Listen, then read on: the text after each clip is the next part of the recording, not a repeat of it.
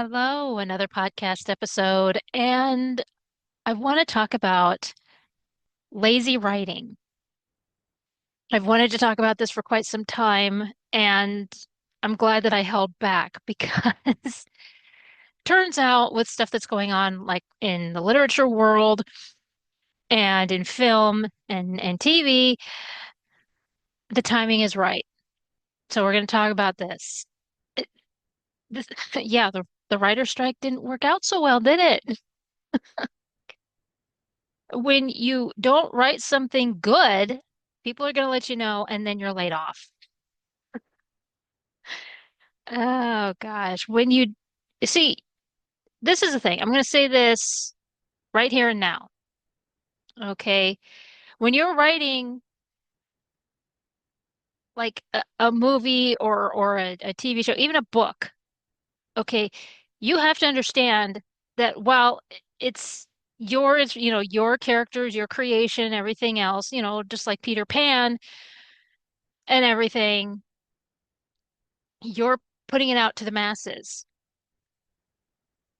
Okay, it's not just for you and your little friends.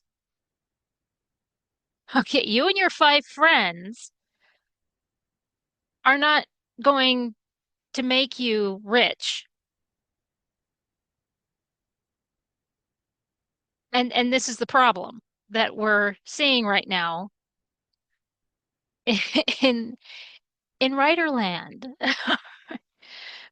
Because writers in literature, film, TV, I'll even put in the theater world because a script has to be written by somebody, right?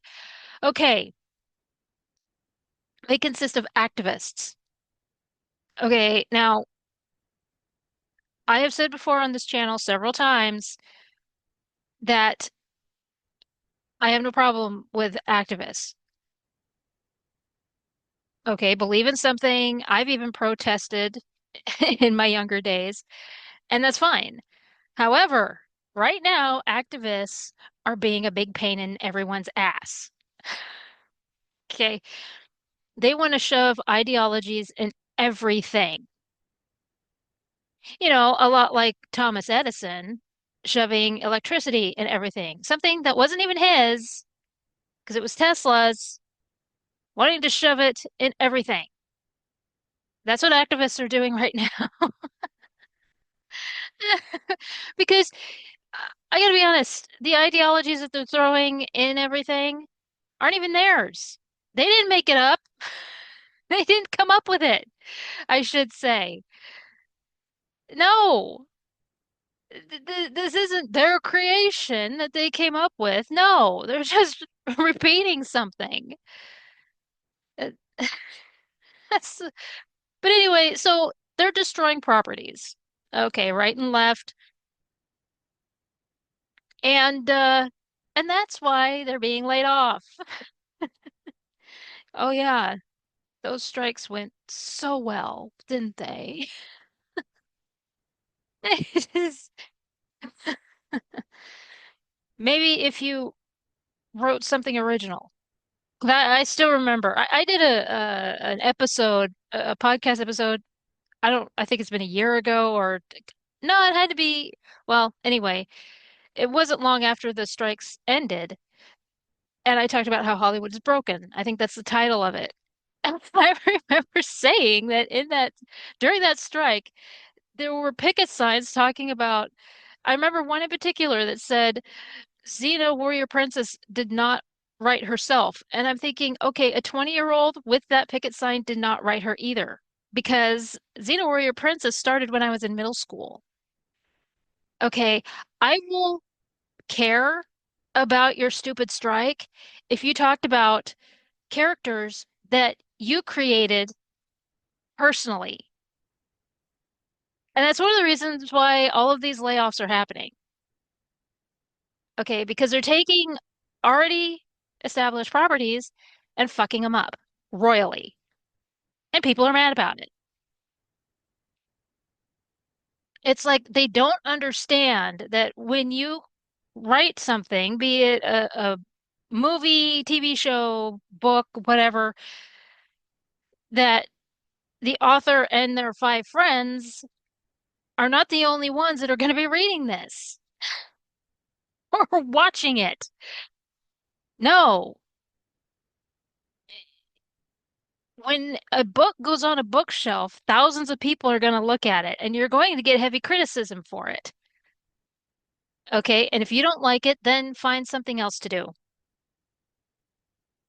Okay. I swear to God, there are so many people out there right now that just, they only want positive criticism. Okay. I have gotten some pretty hard criticism in my life and I've used it. Okay. My own professor told me one time when I brought in a picture that I worked really hard on, said, that sucks. Do it again. It's like, damn it. But then when I got home, I actually realized that he wasn't kidding. I saw the flaws. But no, everyone thinks that everything they put out is hot shit. And no, that's why we're here right now. Oh my gosh. So, here are some examples of these activists trying to destroy properties. I don't remember what they were called, like sympathy readers or what have you. I don't care, honestly, because what they were trying to do, I think it's been a couple years now, they wanted to either get rid of Ian Fleming's 007 or they wanted to fix him. Okay. I got news for you. Here's the thing about 007. He is this suave, mysterious, well, uh, James Bond is just a hot piece of ass. Okay, he's a bad boy, and that's what girls go for. Every girl wants a bad boy in their life. I had a few, and we had fun. And, it's the typical thing with women. They want that bad boy, and James Bond is it. Sorry that hurts your feelings, but nobody is putting a gun to your head and making you read the book or watch the movies. Okay? Get a grip. That's what is so hilarious to me about all of this. It's like they seem to think that it's like that scene in Clockwork Orange where forcing to watch. It's like, that's not happening here. Okay, so you read the book once, you were told about it or something, or you were told about 007, and now you do realize that Rowan Atkinson parodied it with Johnny English. Go watch that. Okay, problem solved.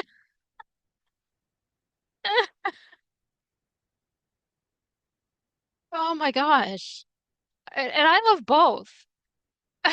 I remember being in the theater with my best friend. We were for Johnny English, and we had tears coming out of our eyes. We were laughing so much. I mean, with Johnny English, it was just. I mean, we're big fans of Rowan Atkinson anyway. I think everybody is because of Mr. Bean.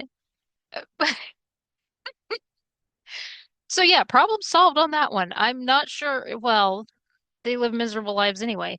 Another one was Roald Dahl because of Augustus being fat. Apparently, the word fat isn't offensive anymore. It shouldn't have been in the first place. Shit. This is coming from someone who is overweight as she was growing through her childhood and teen years. Just get over it, people. Oh, if that character bothers you so much, no, I can't imagine them watching Heavyweights, which, honestly wasn't my favorite, but that's because I had a friend who she and her brothers obsessed over that movie. They absolutely loved that movie, so they would quote it all the time, and I kind of got tired of it. I'm sure if I were to sit down and watch it now, I would love it. I'm sure that a lot of those movies I would absolutely love. And yeah, but I'm telling you, growing up, she and her brothers, it was just like, stop, please stop, find something else. So these are a couple of examples of, well-known IPs being, and we'll talk about more as the video goes on. But there's also where IPs are being snatched and being destroyed. Like the endless reboots, remakes, sequels, and prequels. Now, Disney is doing their thing. We can't really talk about that because, making an animated movie into a live action. Well, shoot, the first time they did that, I was in high school. Okay, and they were kind of doing the same thing that others were already doing. I mean, like, people talk about Scooby-Doo. Well, Scooby-Doo happened after 101 Dalmatians with Glenn Close, who she was the Cruella de Vil. But before that, and I just bought it. I had to have it in my library because I remember watching it all the time.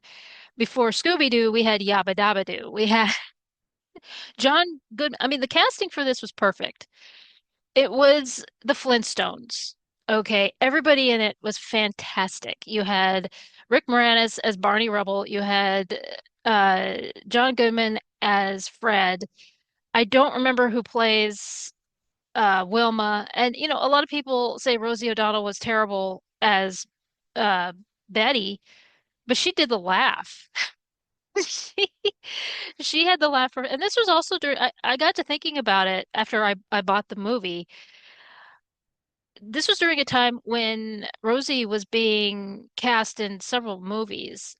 And so I think that's one of the other reasons why she was cast in that. But no, she got Betty's laugh perfect. And yeah, because that was also, I think it was like 2 years earlier, she was in A League of Their Own. So, and there was like one other movie where she showed up. And, but yeah, uh, but there were those cartoons being made into live action, and we can't forget the Flintstones, which was very well done. And it seems like there were a few other because that one was such a success. eh, There were, I think there was like one other one that they did, but I can't. It was like after Flintstones happened, people wanted the Jetsons to happen, and it never did, which was a very sad face. The great thing about the Flintstones was that Hanna-Barbera were still alive. So they did have a part in that. And which made it just work. So and, and so but yeah, so Disney basically when they did 101 Dalmatians, they kind of wanted to do the same thing as with Flintstones because Flintstones worked so well. And I'm telling you, back in the 90s, they were getting their casting perfectly. Like, can you see anybody else but John Goodman as Fred and Rick Moranis as, yeah, I know that people give Rosie, and I'm not a big Rosie fan. I'm honestly am not, but I give her credit because she did the laugh. Betty is known for. So, but as I was originally saying, is that there with Disney, they first did a animated to live action, and that was 101 Dalmatians. That whole cast nailed it, and they were perfect, absolutely perfect. And not just Glenn Close, because the gal who played I never remember who she is, but I do remember her as Mrs. Wilson in the 1994 Dennis the Menace, and with Walter Matthau. And so that she was the maid. She worked, and of course Hugh Laurie and the guy who plays George Weasley. Never remember his name. Yeah, everybody worked so well in that. 102 Dalmatians really didn't need to happen, but And then of course Scooby-Doo. I mean, Matthew Lillard as Shaggy. Nobody else can play Shaggy as he can. But now, with Disney, you know, it's their property, so it really doesn't matter. But all these others where you have like Teenage Mutant Ninja Turtles, why do we need more Ninja Turtles? We did it in the 90s. We had Vanilla Ice singing Go Ninja, Go Ninja, Go. Heard that on the radio all the time. Every time it came on the radio, all these kids bebopping, singing Go Ninja, Go Ninja, Go. Parents are like, turn it off.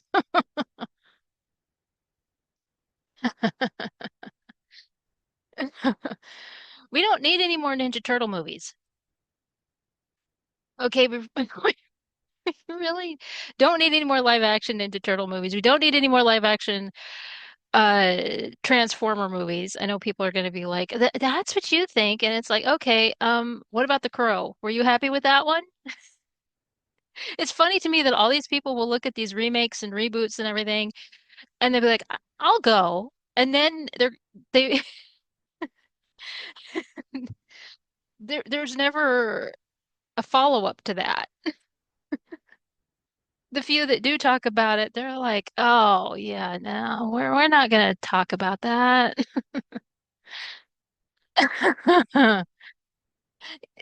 Not only do they another IP that is usually iconic characters. The iconic characters are just fucking destroyed. Okay, like a couple years ago, maybe just a year ago, but it feels longer, was Robin Hood. I remember that, and Robin Hood offended everybody. Now, the guy who did it,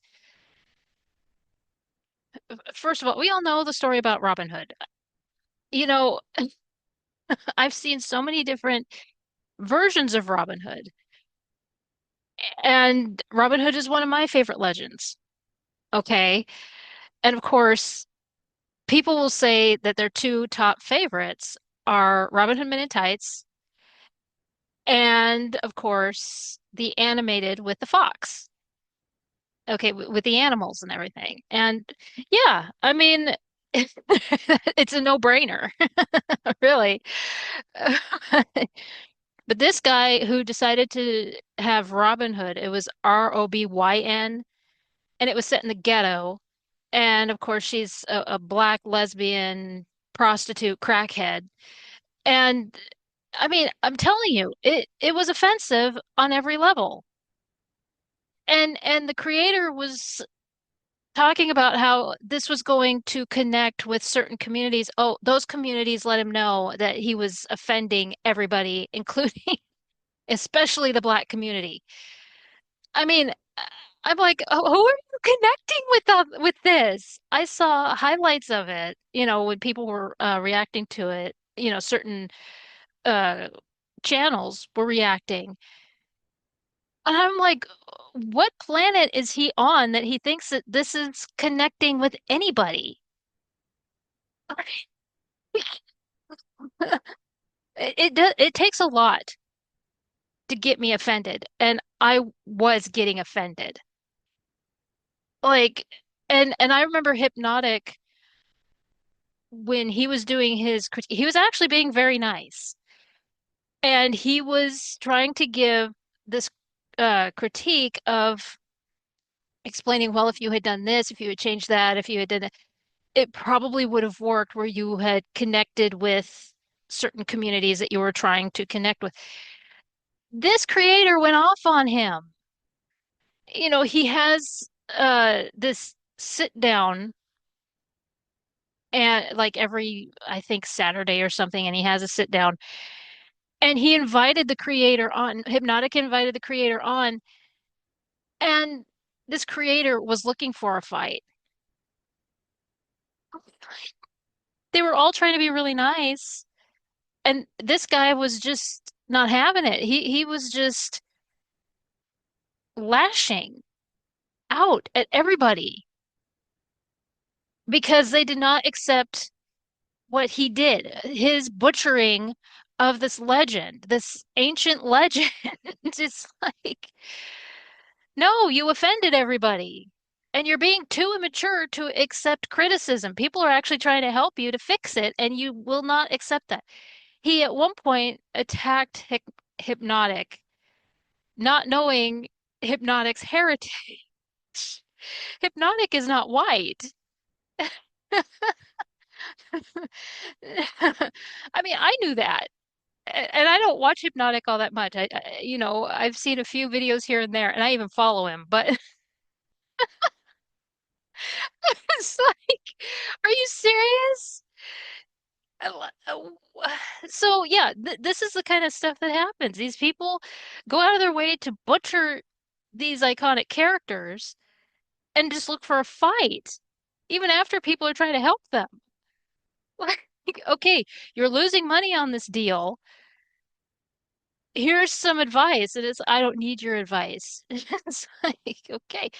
In fact, right now, uh, Lionsgate, who destroyed The Crow, yeah, that worked so well, didn't it? When you have a hot topic, I'm sorry, but when you have Jared Leto's hot topic Joker running around looking like the Crow, I'd rather watch Brandon Lee. I was watching the trailer and I'm like, what the hell? I was not the only one who thought that. There were a lot of other people saying that too. But yeah, so they're going to remake, Lionsgate is going to remake American Psycho. Now, I saw this last year and then it kind of disappeared, but this idea has come back. So they are going to do it. And I'm thinking, okay, the internet's biggest meme, and people are not having it because they announced it again a couple months ago. People are practically rioting. They're like, there can be, just like the Highlander, there can be only one, and it's Christian Bale. And I'm not the one saying that. There's half the internet is letting Lionsgate know. It's like, oh, you have chosen death then. Gosh. Like, I do have to say this about, when you're that stupid, whoever the director is has to be out of his damn mind because what he's deciding is that he's going to do it for, again, the modern audience. Okay, so you're setting it. Okay, so again, when American Psycho came out in 2000, all right, it was set in the 80s. So you putting it out in like 2025 or whenever it comes out, like now or 2 years from now, whatever, you're really going to set it in the emo era? That doesn't work. So this is another big fish flop. And then they're going to blame the straight white. Right. I think you need to read about who created it. They don't know. They really don't know. So yeah, iconic characters. Other IPs that have been snatched are like Star Wars and Marvel. I mean, those are up in flames. Nobody cares about them anymore, really. And then, of course, the comic book industry. Okay, people have gone to manga and anime because because American comic books are bad. They're not what they used to be. So that's what the activists are doing. Um, and then, if that isn't bad enough, they proceed to hand out awards that they made. Think of it as when you're a kid and you do these parades in town. Like, I lived in a cul-de-sac when I was growing up, and we had parades all the time. And of course, we handed out awards, which was basically a glass bottle with a dandelion in it. And that's basically what these activists are doing. And whenever they're interviewed, they list these fake awards that nobody knows about. You know, it's these are awards. Let me list a few. So these are awards for injecting ideologies into established characters, not their characters, mind you, but characters that have already been established, such as the comic book characters and what have you. Like what they were trying to do with James Bond. And turning themselves into iconic characters, the self inserts and all that. And nobody cares. That didn't work for Leslie Headland. So why would it work for you? We'll talk about that. The endless backstories. Ah, yes. Uh, and the reimaginings, which is basically retconning. Let's not beat around the bush. Reimaginings are retconning to make it so that they can be in control of whatever it is. An already established thing that has been around for maybe 1,000, like Homer's story. I did the video about modernizing Homer's Odyssey. Yeah, now that bitch is in trouble for not, she says that she translated. I'll tell you what happened with her. Okay, so she has since, air quote, translated the Iliad and left out major chunks of the story. Okay. And this one professor who is dick writing her, basically, is now in trouble for covering up for, I mean, when you leave out the death of Hector, that's like, um, I had people down my throat because they're like, okay, why is it such a problem to have Scallywag in that shouldn't be such an issue because Homer didn't use it, you dumbass. When you're translating something, you are supposed to translate what the original person put in there.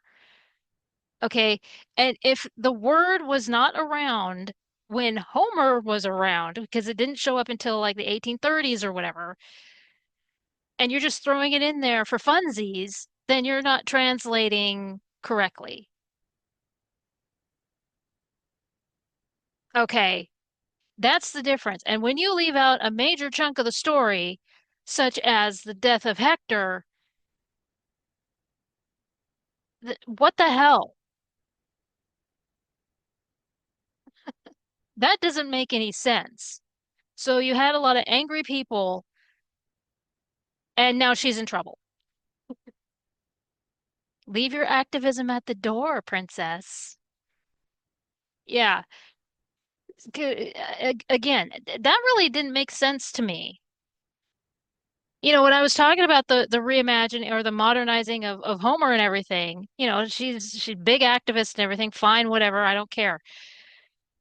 And she was trying to make all the girls in all the women in Homer's uh Odyssey slaves and disregarding that Odysseus was a slave and then tried to make him a pedophile in the process.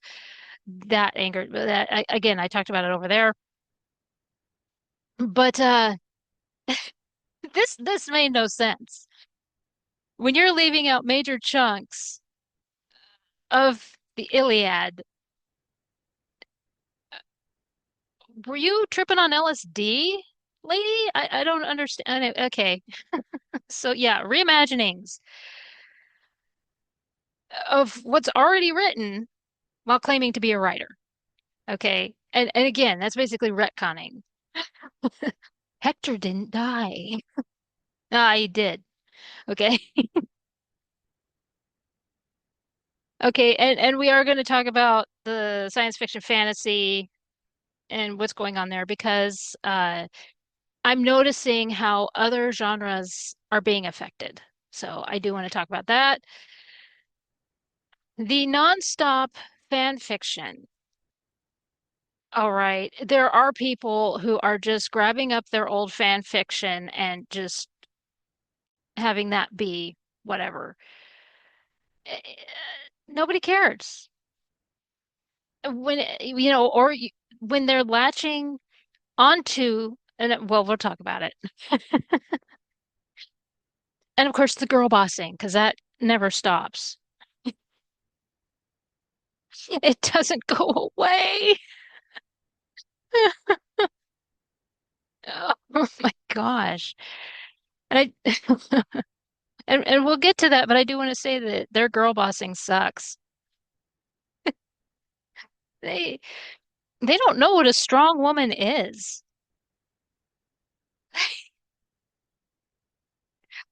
Okay. It's funny that they'll say, I don't need no man. And especially when Rachel Zegler was going on and on and on about how she didn't need a man. And in Snow White, Snow White wouldn't need a man. And now I didn't see the movie, but when I was seeing highlights of the movie, those that watched it, apparently Snow White had to be saved three different times by a man. This is how hypocritical it is. That's girl bossing? Okay. All right, so we're going to talk about these. Yes, this video is going to be long, and I do apologize. I'll try not to make it too long because, yes, I can be wordy, but I want to talk about this. I'm not the only author on YouTube, the only writer on YouTube who is just sick of this. And quite honestly, there are other people. You don't have to be a writer or author to just be so damn sick of it. So I'm going to speak out about it, just like others are as well. Channels like Nerdrotic and Geeks and Gamers and others. I'm not going to list all of them. Those are just the ones that come to my head. They're tired of it. They're tired of having to. I can see it when I watch their videos. They are sick and tired of the shitty writing of these shows that are being pumped out. And it's like people just kind of, I mean, like the only time that people rose up and actually said something was with the Acolyte. I guess that they're doing it again with this Ironheart. It's like we don't want it. And it's like, no, you do.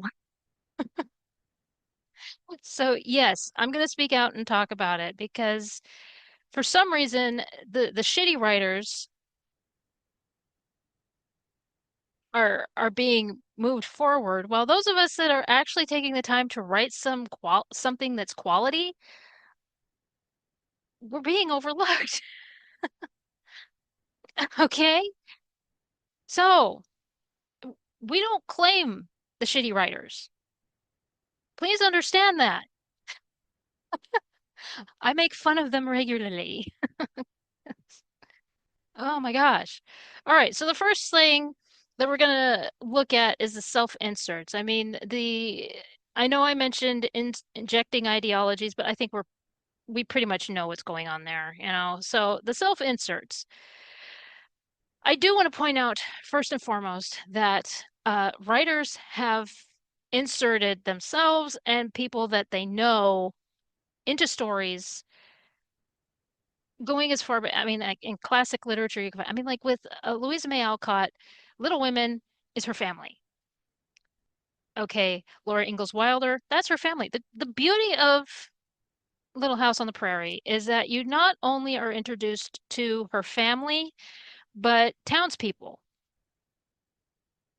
And quite honestly, my favorite is Farmer Boy. That was my all-time favorite. I read that one more than the other books. And so you get an idea of her husband growing up on the farm. Okay. Now, it hasn't been confirmed. I will say this, it has not been confirmed, but there's speculation that Robert Louis Stevenson inserted himself into Treasure Island. So, it's it hasn't been confirmed yet. But I think he has. I think he did. And and this is the fun part about writing is being able to do that, and then it's kind of a little trivia thing, being able. I mean, Robert Louis Stevenson, the Body Snatchers, actually helped catch a doctor who was recruiting students, medical students, to dig up graves. And yeah, which was a terrible practice. I think I talked about it in another video. It was a terrible practice way back when, and uh, body snatchers caught one of the doctors. And I don't know if Robert Louis Stevenson knew that this doctor was doing it, but I wouldn't put it past him. So yeah, it's just fun little trivia knowing that this was going on. In fact, Mark Twain also, and then I'll move on. Mark Twain with the Cardiff Giant, that big scam that happened where this farmer said that he found a big giant buried on his farm. Turned out it was a big scam. And Mark Twain wrote a story surrounding that. And so, be it people, events themselves, it's a thing. Okay, it has been a thing for some time. Here's a where it's different. Okay, where these activists make it different is when you take over an established character and you show no effort in actually writing something.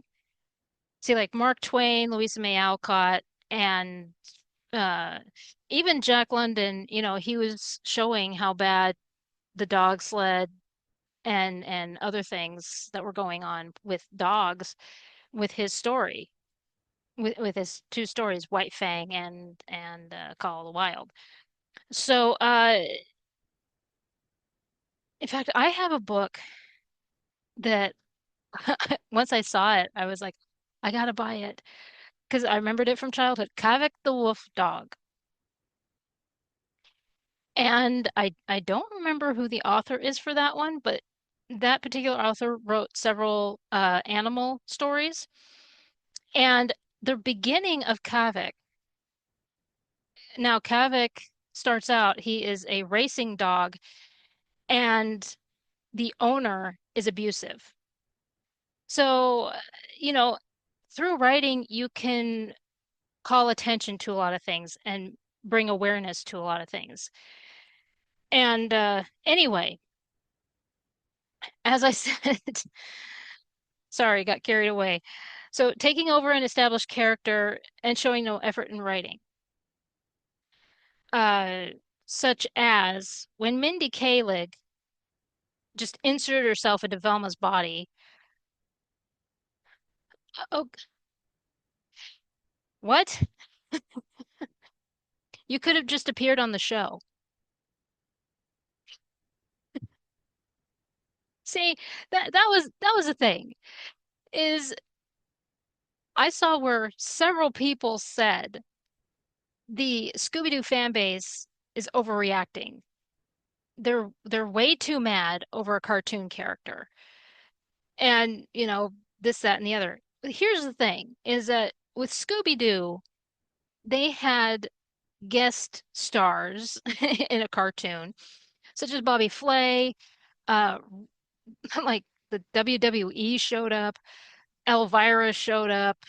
They even had where Vincent Price showed up. So when Mindy Kaling was talking, she talked like she was going to be an added part of the gang, and she's going to run around with Scooby and the gang, and this was going to be like the new generation of Scooby-Doo. Like she was going to be an ongoing character alongside uh Shaggy, Scooby, Fred, Velma, and but that's not what she did. No. Instead, she took over an already established character.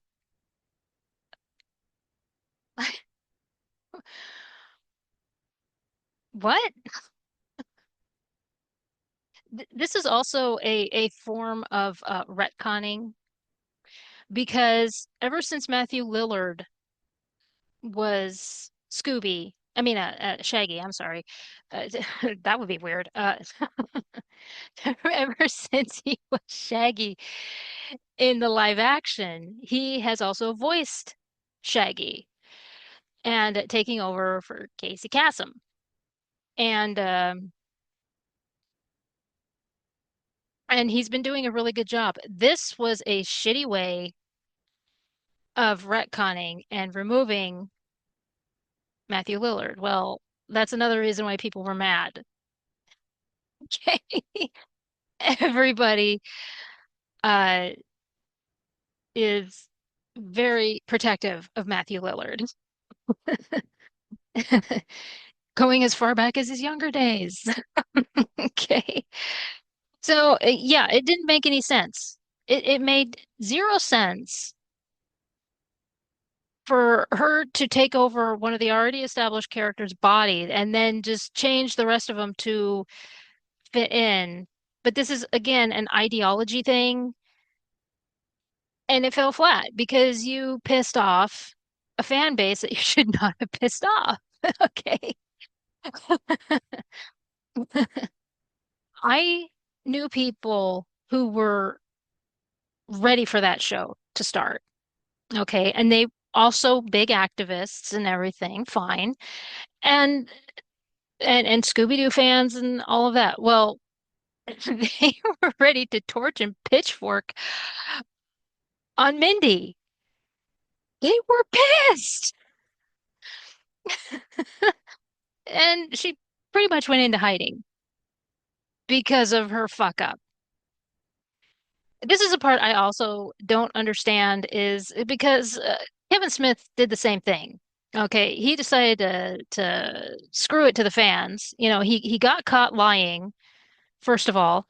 One minute he's saying that he came home from school and watched Masters of the Universe. Then he turns around and said that he never saw Masters of the Universe. I don't know the whole thing between him and Clownfish, and that's, but the thing is that he got caught so many times lying, and then finally he's he basically said, well, Netflix isn't going to care if you don't watch it, if you don't watch the show. You have the DVDs of the original, go ahead and watch those, and pretty much gave the middle finger to fans. Okay, he's like, I do what I want. It's like, okay. So with Scooby-Doo, they fucked up the original characters, and then I was seeing where they totally sexualized the characters because I was watching highlights of these characters where people have been doing that for some time, but between each other. I mean, I remember on MySpace, people were saying things about Fred, and I can't think of her name off the top of my, but anyway, yeah, I mean, it was suggested. But to come out and do it and then do other things where she's like basically a whore, and it's like, this is what is your target audience here?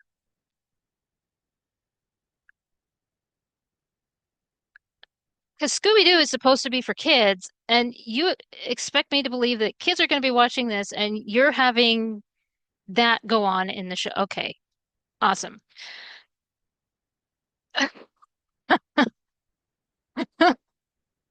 I've said before on this channel that there were cartoons when I was growing up that had certain things in there. I mean, even DuckTales has things in it that the adults would get, but the kids would not. I saw it in my adult years, and I'm like, okay, that's what that means. I mean, even the Monkeys show. I mean, there's all kinds of shows that you will watch when you're a kid, and certain content goes way over your head. You watch it again, like the Monkeys show. When I was a little kid, watching it with my mom, and it just seemed like four zany guys running around singing songs. They're being silly and goofy, going on crazy adventures and all of this stuff. They end up doing all kinds of silly things. And then they would sing songs here and there. And then as an adult, I'm like, ah, okay, those references. All right. In fact, there is one episode where the adults in the show, I'm surprised. I think at one point they were a little agitated because it's obvious that all four guys are higher than the Rocket Man. I mean, they are goofier than usual. It's very obvious. But as a kid, you don't get that. When you're 5, you think they're just being silly. As an adult, you're like, wow, they should have done another take when they were calmed down. I mean, it's, and so yeah, I get it. I mean, Count Duckula is a cartoon that has, but not to that extent. It would have never aired. But here you have where like Kevin Smith basically had Skeletor jacking off.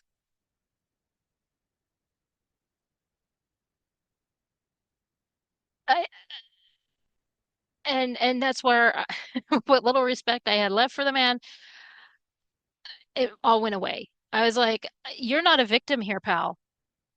And Sarah Michelle Gellar should have kept her mouth shut, as far as I'm concerned. She's trying to run cover for Kevin Smith because he couldn't do it anymore. And it's like, bitch, shut up. Okay. I mean, you're screwing up characters and you're doing it and just stop. Okay. It's a case. Look, they were getting praise for the fact that the animation, I saw the animation for the new Masters of the Universe and it did look good. It was paying homage to the original. Okay. But when you have content in there that is extremely sexual, that's where you lose me. And that's where you lose a lot of other people.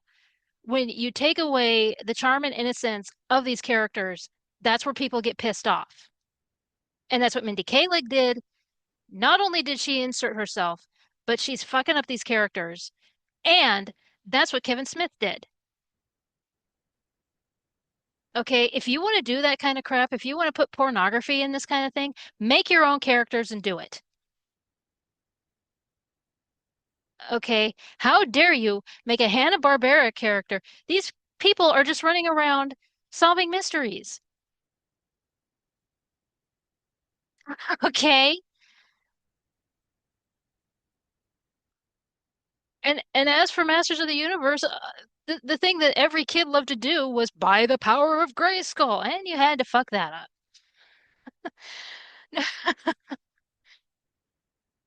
Gosh,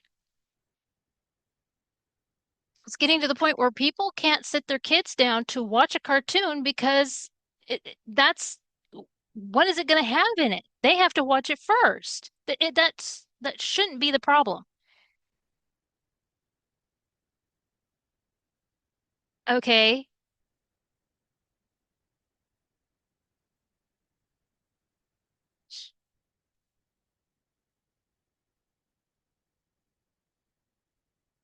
so yes, taking over established characters and destroying them, fucking them up, ruining them. And what is Hollywood's obsession with Masters of the Universe? Now they want to make a live action movie of that. We already have one. It is my guilty pleasure. I have a friend. We've been friends for 20 years, and he says, I worry about you. When I remember that you like that movie, I'm like, I'm sorry. Now, another thing is what Marvel is doing. This taking over of established characters and everything. I don't really want to talk about the Acolyte. That one is pretty much. I never do, and then I end up talking about it. I think I've talked about it in like 3 or 4 videos, and I always say I don't want to talk about it, but yeah. So let's just say that I referenced it and be done with it. But that's another instance of taking over established characters or established IPs. And I mean, Leslie Headland, again, she talks about how she doesn't need a man. And George Lucas's creation is what she used. Okay, there. I said it. All right. So with Marvel characters, what they were doing was the passing of the torch thing. Okay, they did it with Hawkeye. Now, with Loki, I know that there's a female Loki in the comics. As for a female Thor, I don't know because I know that female Loki goes back, I think, as far as the 80s, maybe the 70s. But as for female Thor, I don't know. But but this is the problem that we have right now is that they do this whole thing of the passing of the torch. Okay. So they did it with Hawkeye and so they had this girl and it flopped. It didn't work. And right now they're doing another Fantastic Four. And I have to agree, there was someone that I was talking to. And now Fantastic Four is one of my dad's favorites. He has fond memories of reading comic books with his cousin, and Fantastic Four was the one that he read the most. But he said that his favorite Fantastic Four is the one with Chris Evans. He said that pretty much established Fantastic Four on film for him. He liked that one. And but this gal and I were talking, and she said, Fantastic Four doesn't have the fan base that a lot of the other characters do, and I have to agree. But for some reason, because Marvel wants to put out movies, this is what they're doing. That last one was so damn bad. It's like it's just and but they got to put Pedro Pascal in something, I guess. I don't know what that obsession is right there. So, but the thing is that they made Silver Surfer a woman, you know, and please stop harassing her. I saw where she has spoken out and she says it's a paycheck. She didn't harass the fans or anything like that. She says, sometimes you got to take a job when it's there. And that's the truth. I'm sure that big stars, you know, m- hey, Brad Pitt was in Cool World. You go back and you watch Cool World and you're like, really? You did this? Okay. This, all right. Oh, it's the biggest knockoff Roger Rabbit. But everybody was still drunk on Roger Rabbit when it came out. But you kind of feel bad for the guy. But again, it's one of those moments where, the paycheck was there and he took it. Okay. So yeah. Um,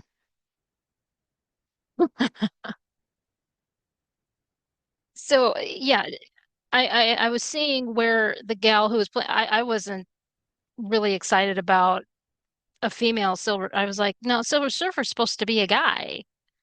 But I appreciate that she has never once attacked the because the formula now is to attack the fans.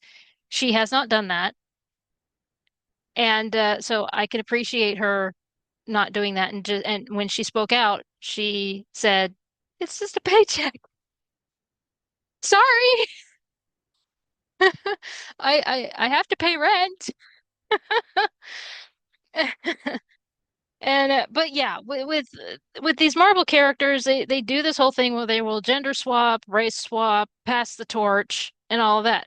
Here's the thing that really grinds my gears about that is that okay, so right now they have what's called Ironheart.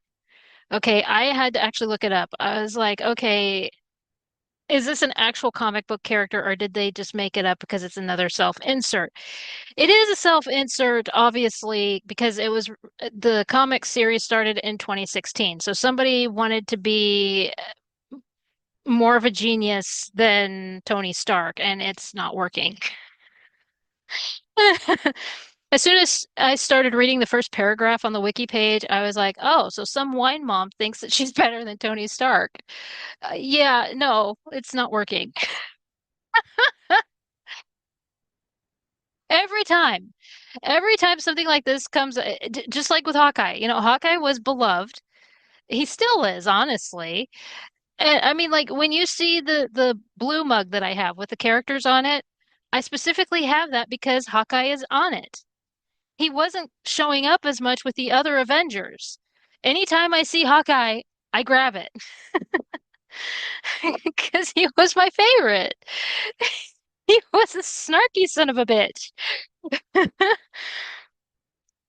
But they got rid of him because somebody thought that they could be better. Well, the Legolas thing, I could do that. Well, notice it didn't work. No.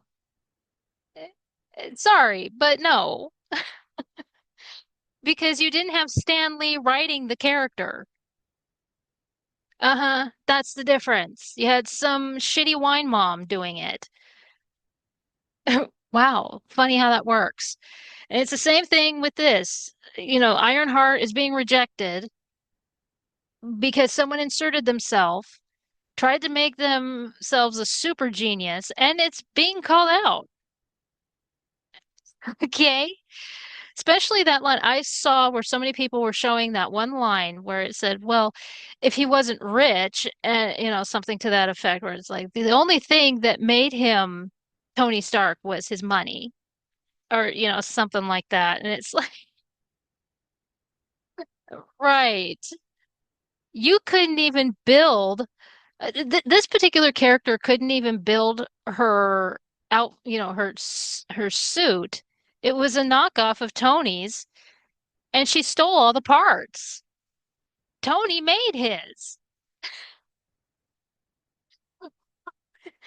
Like, but this is the thing is that the people over at Marvel don't read the source material anymore. They really don't, and that's what's depressing. Yeah, nobody wants the knockoffs. They want the originals. They want Tony Stark. They want Hawkeye. Okay. I was pissed off when they decided to introduce Hawkeye's marriage. Okay, I believe she's Songbird or something like that. I can't remember exactly the name. Nightingale.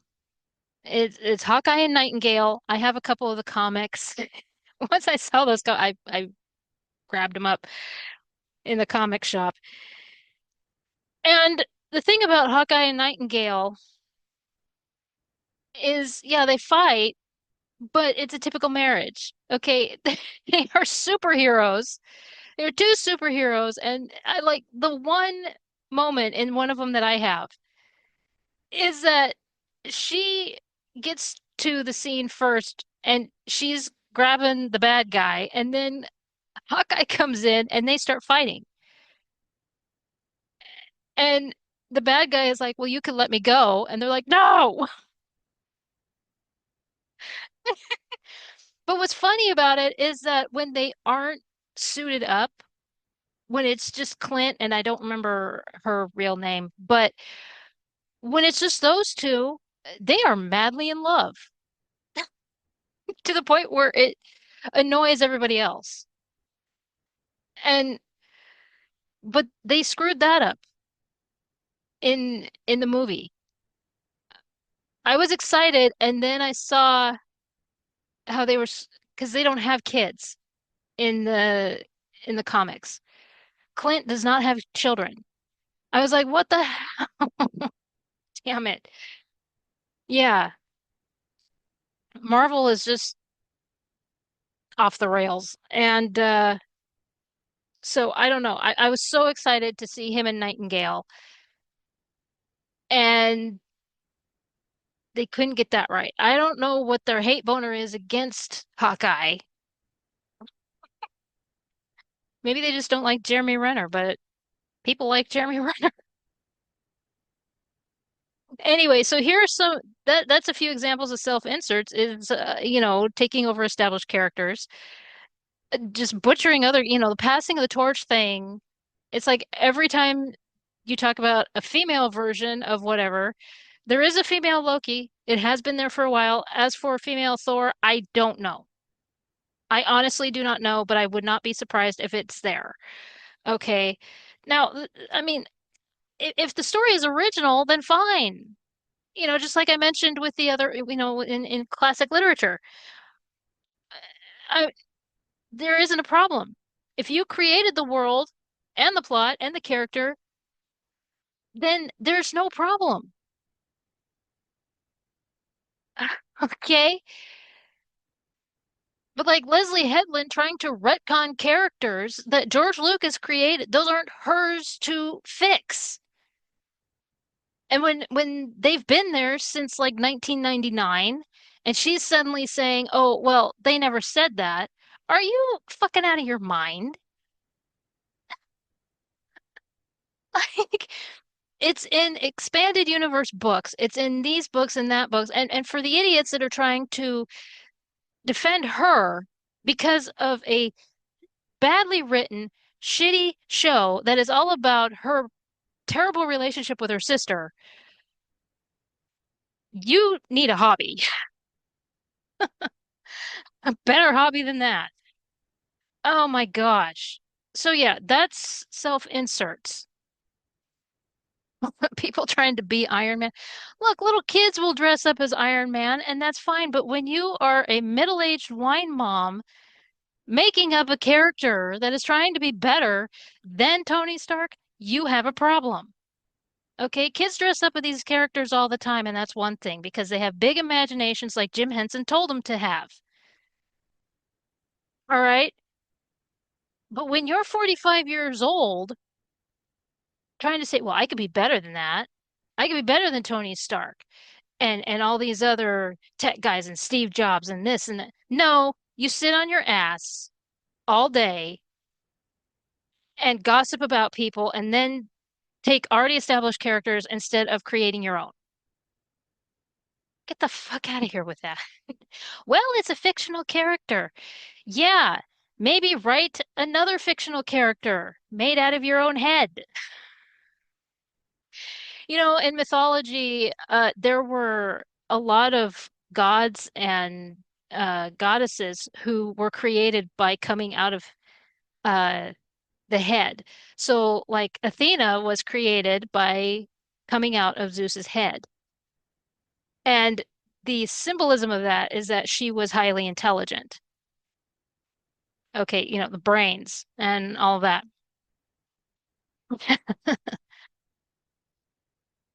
I don't see that happening here.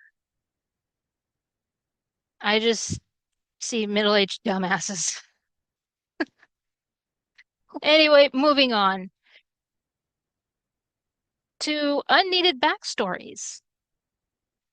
All right.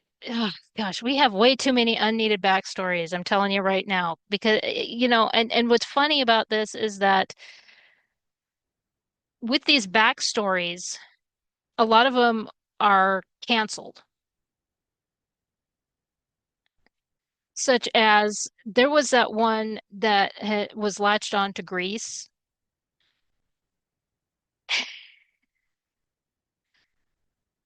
I knew a few people who were watching that and they were so mad because it was being canceled. So they did that show that was supposed to be set, I think, like 10 years before the 1970s movie Grease. And I finally sat down and I was reading the synopsis of this TV show. I don't know the title of it or anything like that. But the thing is that, they checked all the boxes where it had like uh the ethnic groups and all of that. And so they had a black girl going to school. That would have never happened because if the movie was set in the 50s and then the TV show is set in the 40s, um, black children would not be at this school. How fucking stupid are you? And all these people that were defending the show, like, oh, it's diverse. It's like, no, it's stupid. You rage so much and want historic accuracy, and then when a show comes out that is not accurate at all, and you're defending it and want it to stay on air, that shows how incredibly stupid you are. Just yeah, there was that one, and then of course there was the TV show that was latching itself onto A League of Their Own, and it was following the black uh baseball team, the women's black baseball team. And the thing is that people who were speaking out against it were just saying, quit latching onto these shows. And it turns out that basically, yeah, it got canceled as well. And basically, they did not have permission to put that out. Yeah. From what I was gathering, they did not have permission to put it out. And a lot of their air quote facts were not facts, completely made up for the sake of TV. Now, yes, there are a lot of things on TV that are scripted and not 100% accurate. I mean, shoot, 8 Mile isn't 100% accurate. That's supposed to be his biography, and it's not. It's called dramatic effect. However, when it comes to this, I mean, A League of Their Own, the women who actually were that baseball team had a say in what was going on in the movie. So their stories were being told in the movie. Okay. This, however, was just a jumbled mess. Okay. Nobody was saying anything against telling the story of the black women's baseball team. Nobody. Nobody was saying, in fact, I'm sure that people would like to see that story, but not the wrong story, not a made up story. Okay. It's, it blows my mind. People get on their soapbox and don't know what the hell they're talking about. Yeah. Uh, yeah, I mean, if the creator wanted us to know these backstories, the creator would tell us.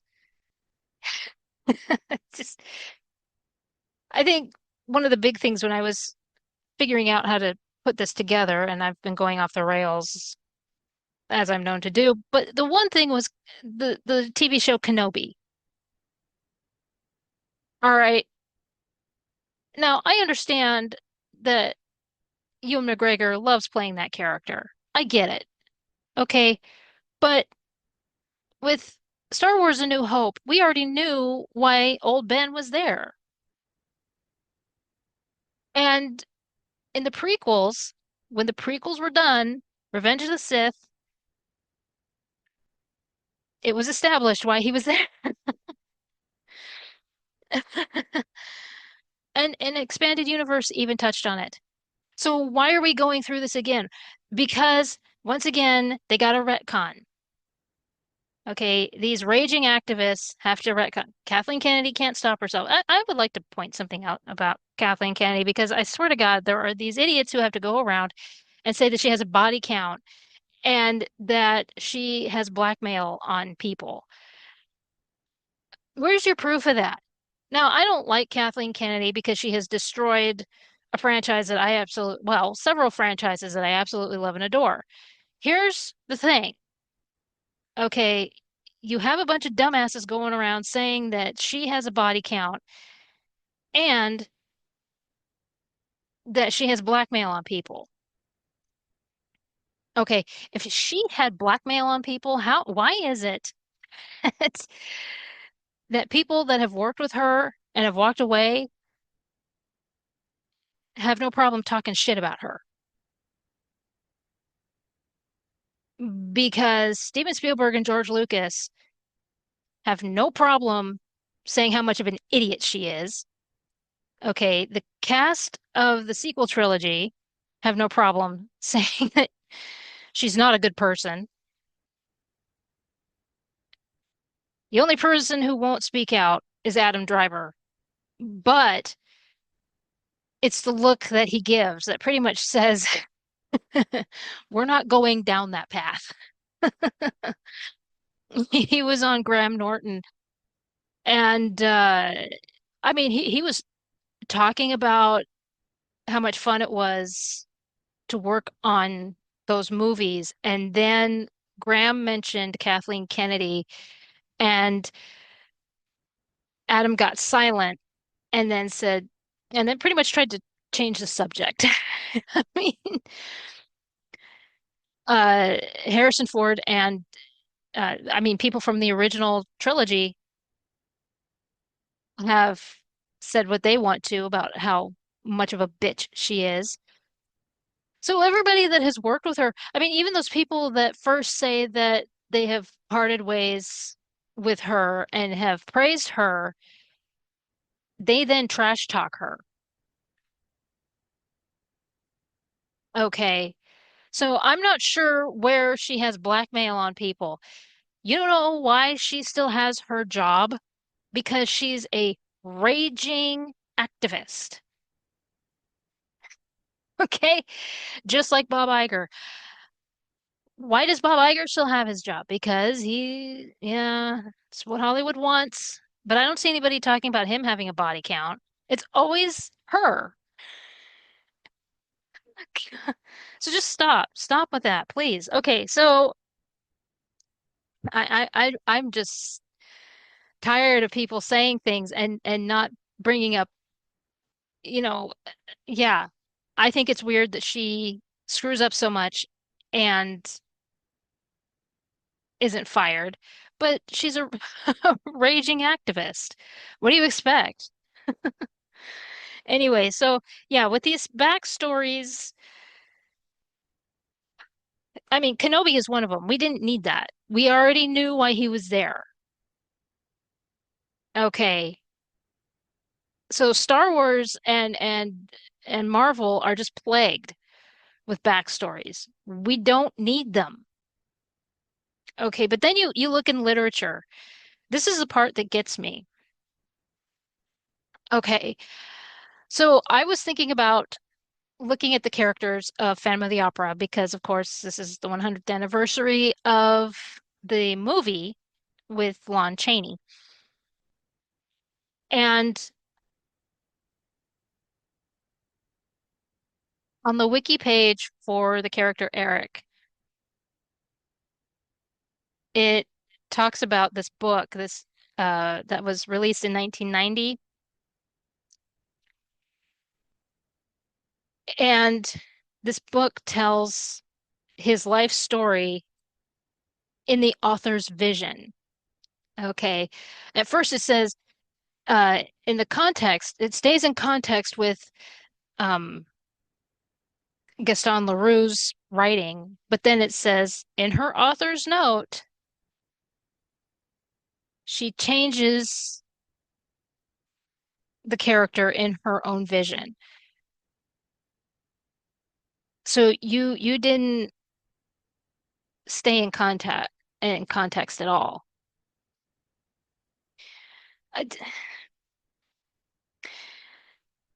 So you wrote a backstory, a fan fiction backstory.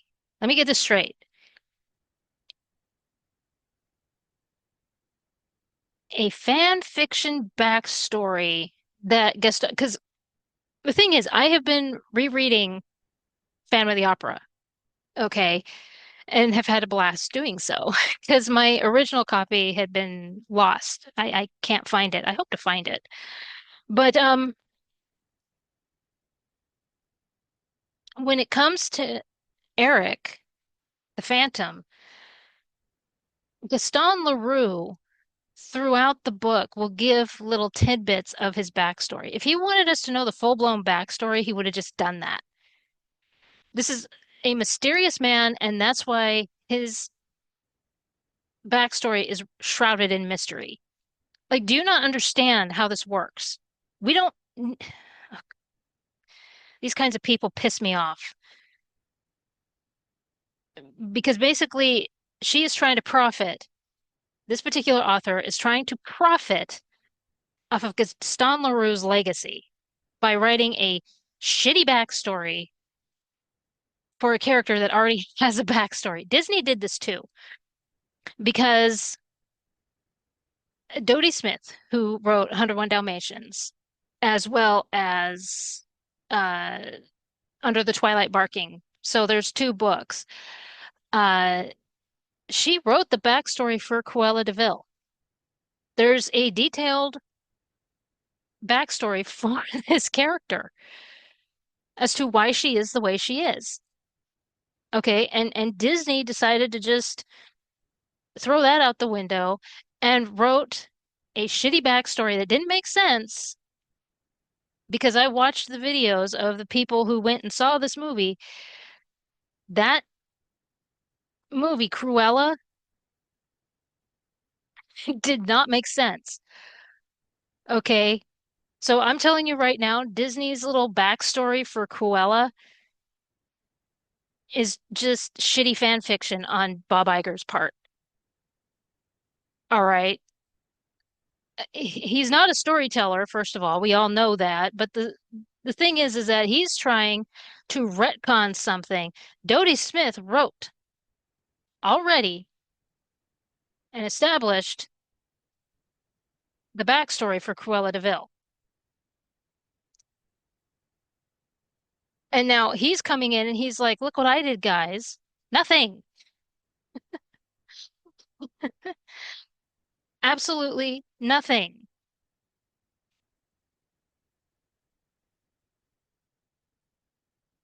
It,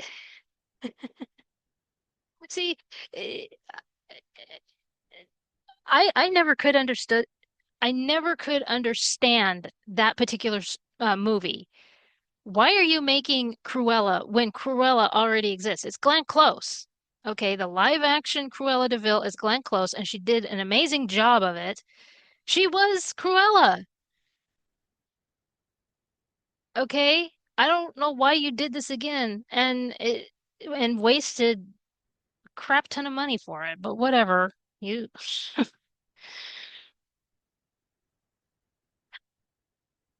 and this was during a time now, I believe it was 87 when um I don't remember the exact year, but it was in the 80s when Phantom of the Opera came out. Okay, Andrew Lloyd Webber's Phantom of the Opera came out, and it was a big success when it came out. It's not like it slowly worked up to becoming a success. No, as soon as it came out, it was a huge hit. Okay. So what floored me was as I was reading more about this, right underneath about this particular book, where it talks about his backstory, her fan fiction version of the backstory of Eric, underneath it, it turned out that there was supposed to be a play called Phantom, because her book is called Phantom. And I'm thinking, why would you do that? But the way that they word it on Wikipedia is just I don't know if the person who wrote it had sympathy or knew the author behind Phantom because it sounds like that. because the way that they wrote it, let's see, do I have the tab up? Because the way that they wrote it is just, yeah, let me see if I can get it up here.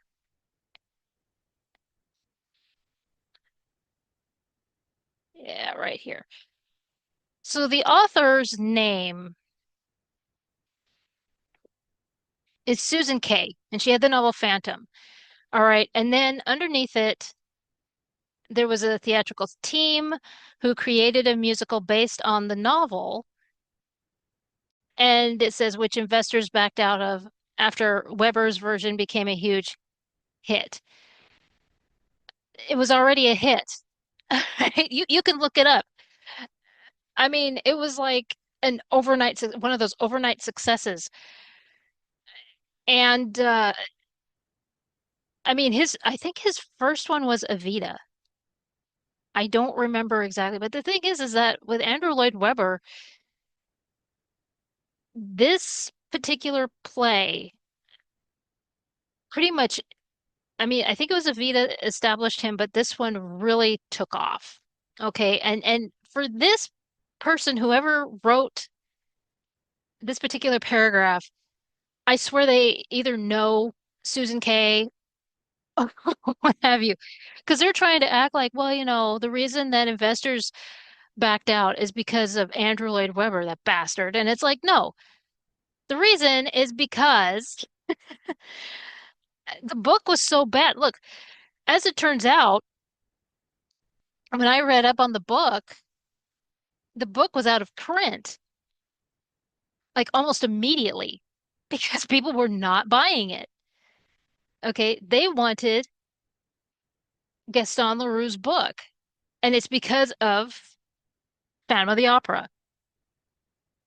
Okay, this kind of thing happens all the time. It's like, Amadeus comes out and people are wanting to play classical instruments. Or when Karate Kid came out, there were a lot of kids who were taking karate lessons.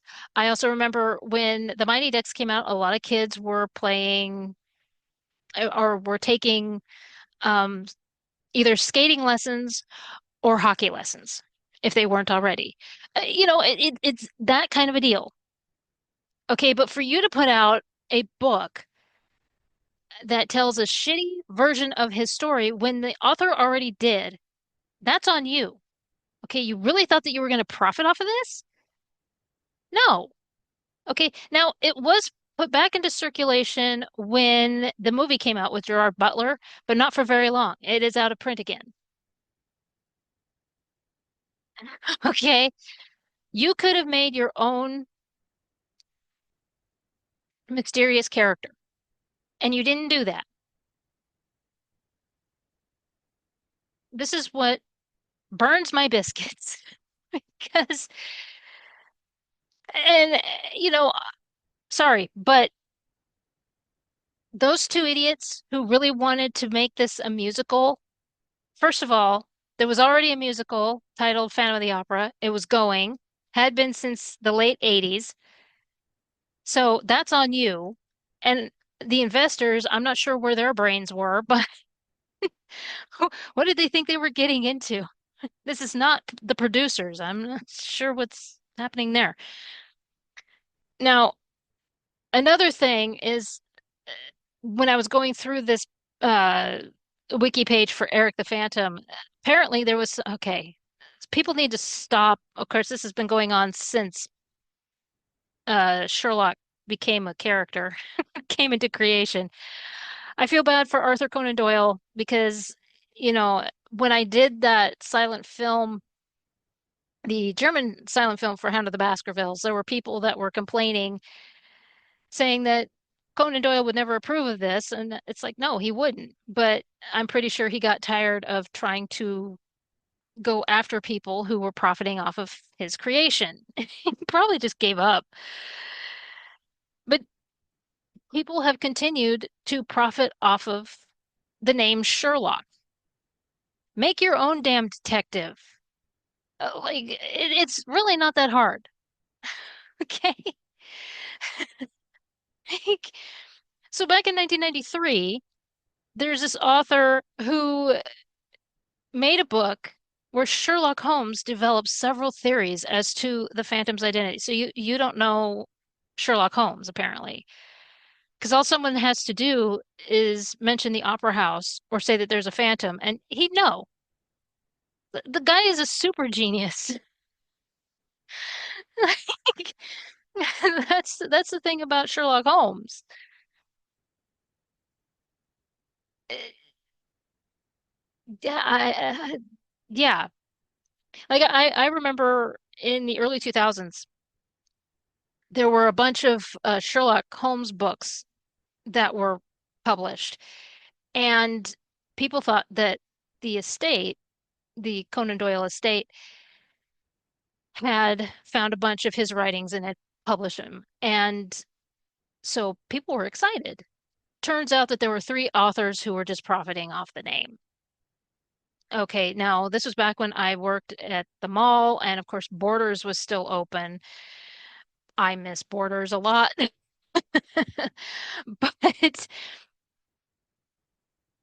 But I bought one of those books because again, I thought that it was Conan Doyle and didn't really pay attention to the name on the cover or anything. So yeah, that is on me. That's on a lot of us because I started reading the book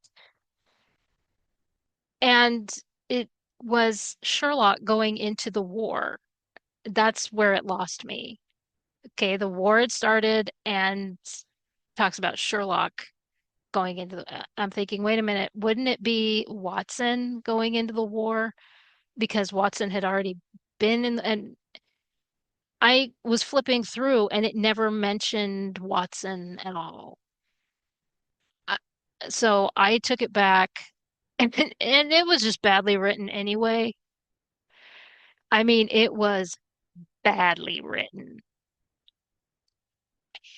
And I took it back. I was friends with the manager there at our Borders, and I said I couldn't get through it. And he said, "No, no, people are not happy." He says, "I actually have to send these back to the warehouse because people are demanding actual Conan Doyle Sherlock Holmes." And that's why in the early 2000s there was a huge demand for Conan Doyle Sherlock, and that's why a lot of um, Conan Doyle books were being published in different versions and volumes and what have you. So there was that.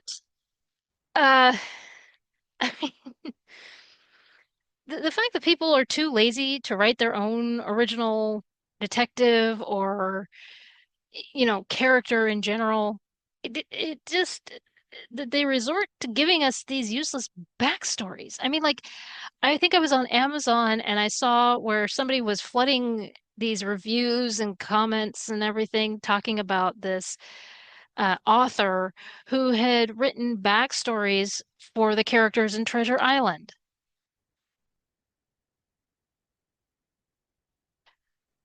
Um, Again, Robert Louis Stevenson would have told us. I mean, Billy Bones pretty much told us everything we needed. It's just- I mean, I gotta tell you something. Sitting down and actually coming up with my own pirate characters. I mean, like I have a notebook that's filled with my characters. Different characters from different eras, my mythology characters and all of that. And so sitting down and being able to actually figure out pirate characters, I'm having a blast.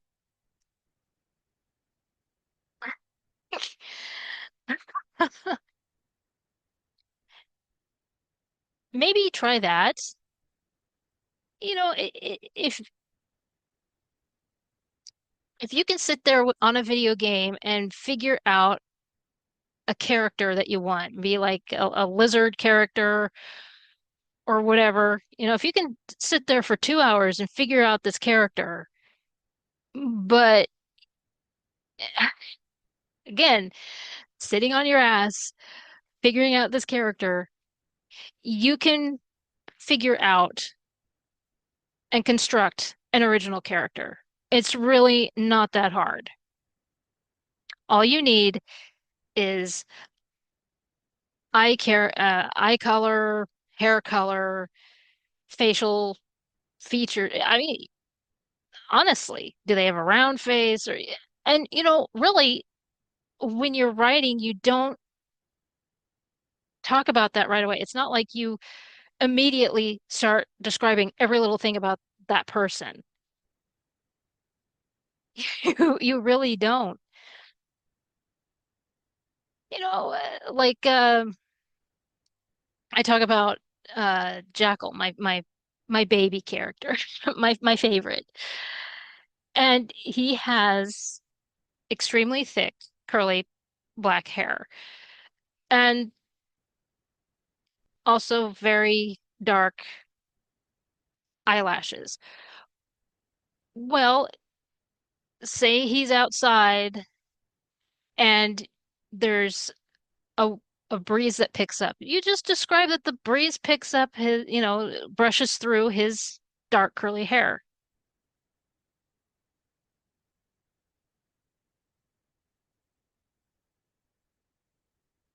Something like that. You don't always have to whenever because this is something that happens with a lot of writers is that it's like whenever two characters meet, they immediately start going into description mode. It's like, no, you don't have to do that. Look at some of the other stories. I mean, shoot, in 20,000 Leagues Under the Sea, he slowly describes Nemo. He keeps them mysterious. That's the beauty of it. When you have these mysterious characters, you are not uh the author doesn't give you a chance to know everything about them right away. And if you're wanting to um keep your character mysterious, you don't describe everything.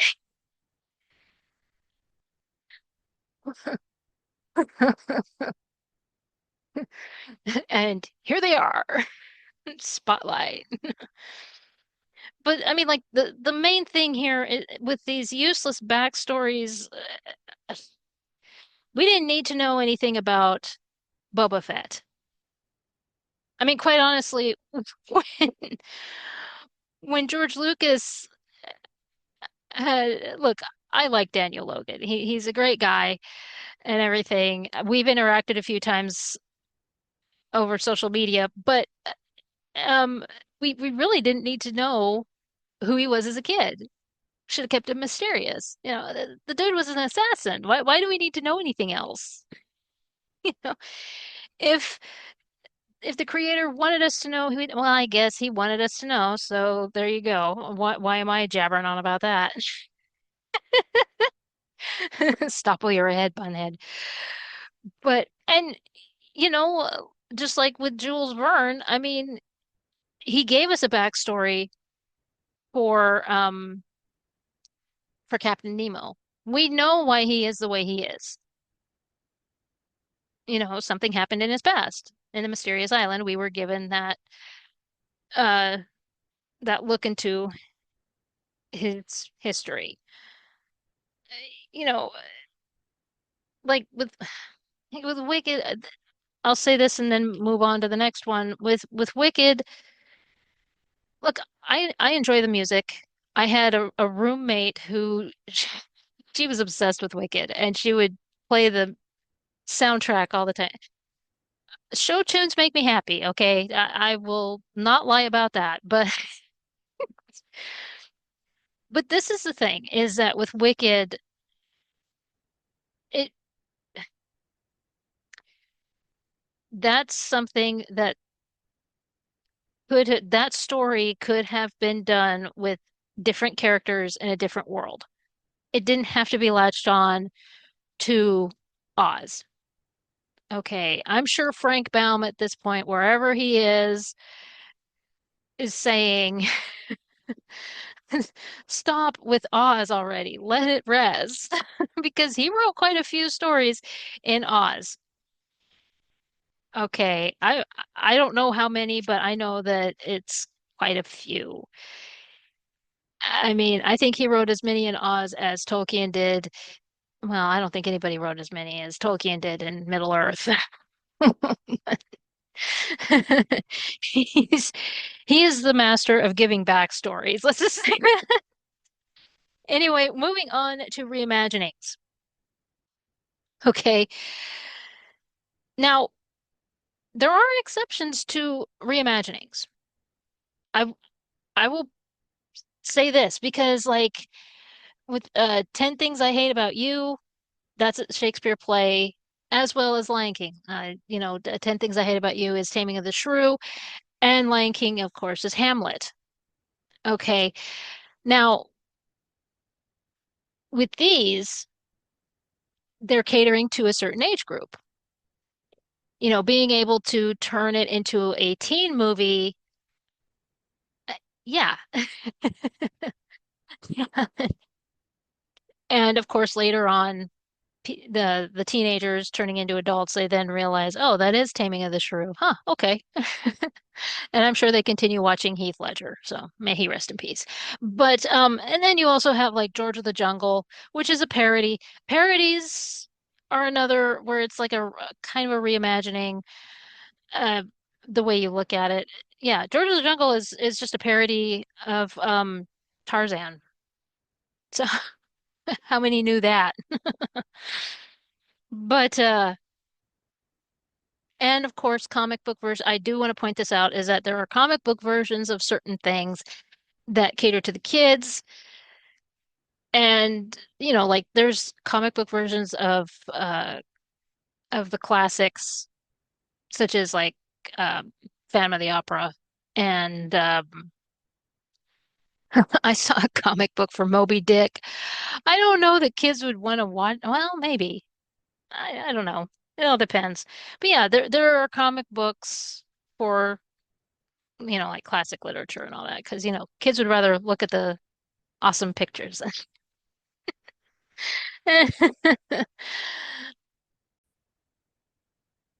Here's where the reimagining is a problem. Okay, people who read or watch something and they get a major case of butthurtitis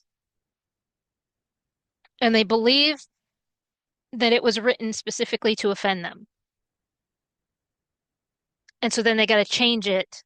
And their big defense, the big shield that they have is they got to change it for the modern audience, which doesn't exist. Okay. I'm sorry, but Huck Finn was written 100 over 150 years ago, so explain how Mark Twain targeted you. Because I saw where somebody got an award for writing a reimagining of this book, a book that already exists. So you wrote Cliff Notes.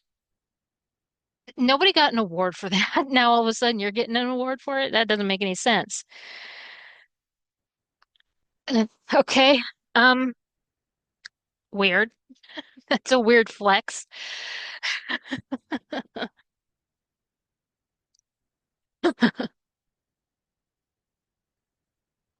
This is what's happening.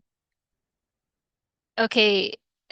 Now there's a video game that I have. It's the air quote reimagining of King's Quest. I couldn't even call it a reimagining, but they're called a reimagining of King's Quest. Now, I played King's Quest when I was a kid. It's one of my favorites. And, following King Graham and his adventures and everything, as well as I think it's his son. Yeah, I think it's his son. And which in my gameplays I do need to go back, but it's always those timed ones that just make me freeze up. But anyway, so you follow King Graham. Well, in these newer ones, again, they call them reimaginings, but all it is King Graham as a grandfather retelling his adventure. It's the same adventure, but it just has different animation. So I guess they wanted to fix the animation, modernize the anime. I don't know what other word to use, but yeah, update. Update. That's a better word. Update the animation and just make King Grandma Grandpa.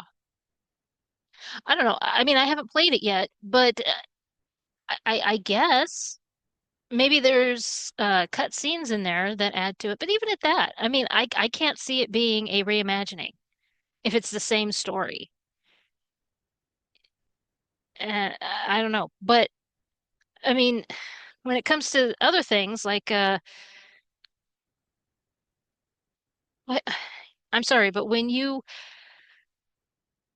reimagine Huck Finn so it doesn't hurt your feelings. Look, I've said it before, when it comes to the Adventures of Huckleberry Finn, you can release that book, remove the N-word, publish it that way. Yeah, publish the book, take out the N-word, we're good. I don't know why you're complicating things, people. Just damn. Okay. And what's interesting about that? Okay, Edgar Allan Poe with the gold bug, because with Huck Finn, everybody is flaring up about the word slavery, which, yeah, slavery was bad. I don't condone it by any means. And the N-word. Again, not a good word. But in Edgar Allan Poe's The Gold Bug, there's a slave in it, not treated very well, and the N-word. So Edgar Allan Poe used the N-word too.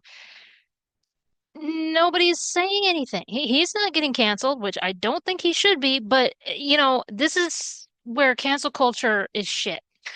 Okay. Yeah.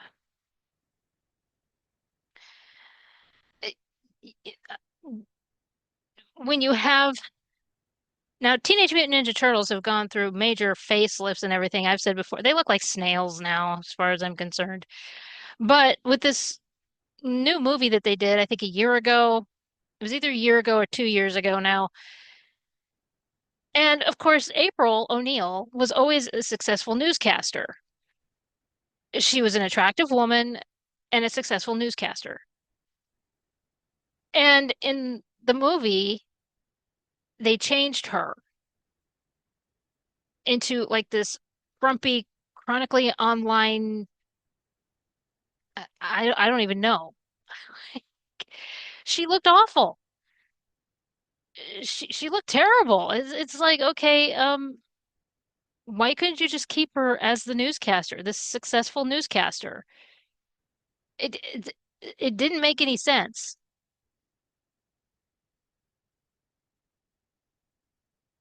Why is it that all their changes towards women is just bad? That's the reimagining, though, is making, because I'm not even going to go into that whole thing. The whole point here is that this reimagining with April, she was written to be successful, and that's not what happened. They changed her to look shitty. Well, like Velma. I, yeah, whenever they reboot something, that's you just expect that. I'm not sure why people are shocked anymore. And then they're dependent on guest stars. Night Court. Everybody was excited about Night Court. Okay, now they're just redoing old episodes.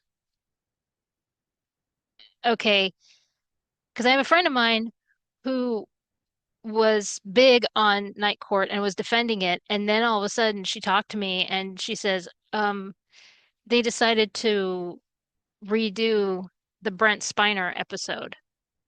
I said, you gotta be shitting me. Why would they do that? She says, yeah, I'm out. I would I was out when they announced it. Okay. When you're dependent, I mean, like, first of all, okay, when they reimagined that 2016 Ghostbusters, they were dependent on the original cast. And pretty much all these other Ghostbusters, they're dependent on the original cast. So in my mind, there are only two Ghostbusters and the cartoon series. And other people are catching on to that. People who had defended all those other ones are finally figuring out, like, because they don't have anything. They're not writing anything. So they just figure, you know what? If we put Jack Black in here, nobody will notice that we didn't write anything.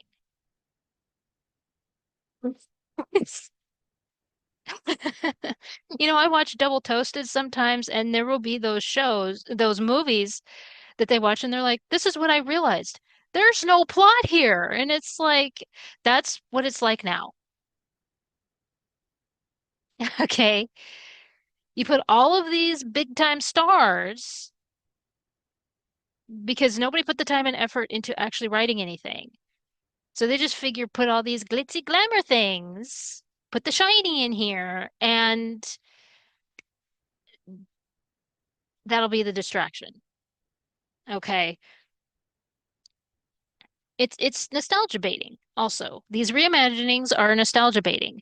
And you're always going to have those raging shills that are going to make you feel bad or try to make you feel bad for not liking it. It's like, well, didn't you like this show when you were, and it's like you weren't even alive when this show was around. You know, like when they brought back DuckTales. Okay, Alan Young had just died. Alan Young is the one who voiced Scrooge McDuck. And they were talking about who was going to be voicing him. And now, I'm a big fan of DuckTales. I watched it a lot. I have the three volume, it should be four volume, but whatever. We're not going to get into that. And now, my brother had been following it more than I was, following this whole thing before it was released. And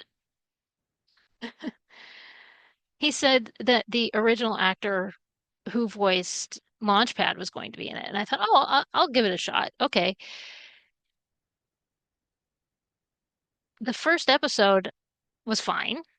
Second episode okay, and then the third episode I was like, okay, now you're okay. No, no, no, no, no. And it turned out that more and more people were angry with it because then what they were doing is that they were bringing in a bunch of the Disney Afternoon characters, and it was like it was one big city of the Disney Afternoon characters.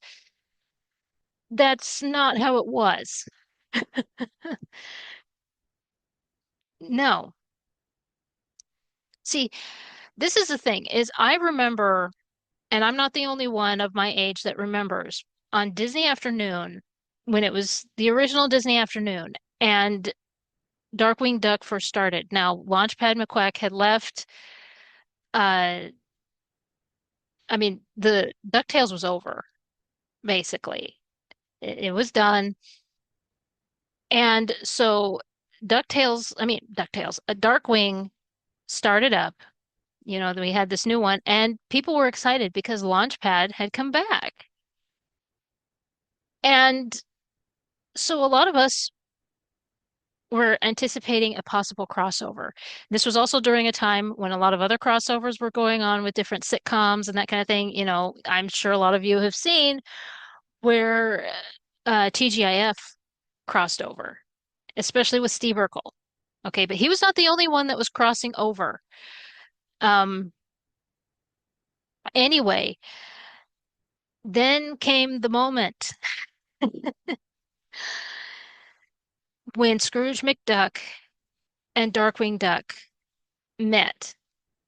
See, Darkwing Duck and Launchpad got in an argument about something. There was like this botched thing that happened. You know, he didn't capture the bad guy and he blamed Launchpad. So Launchpad decided that maybe he should go back to Duckburg. And Goslin was telling Darkwing that he needed to go and find Launchpad. And this was a two-parter, okay? And the fact that these two met, Scrooge and Darkwing, was a big deal for us kids. That was amazing. Okay. But the problem is that when they decided to reboot,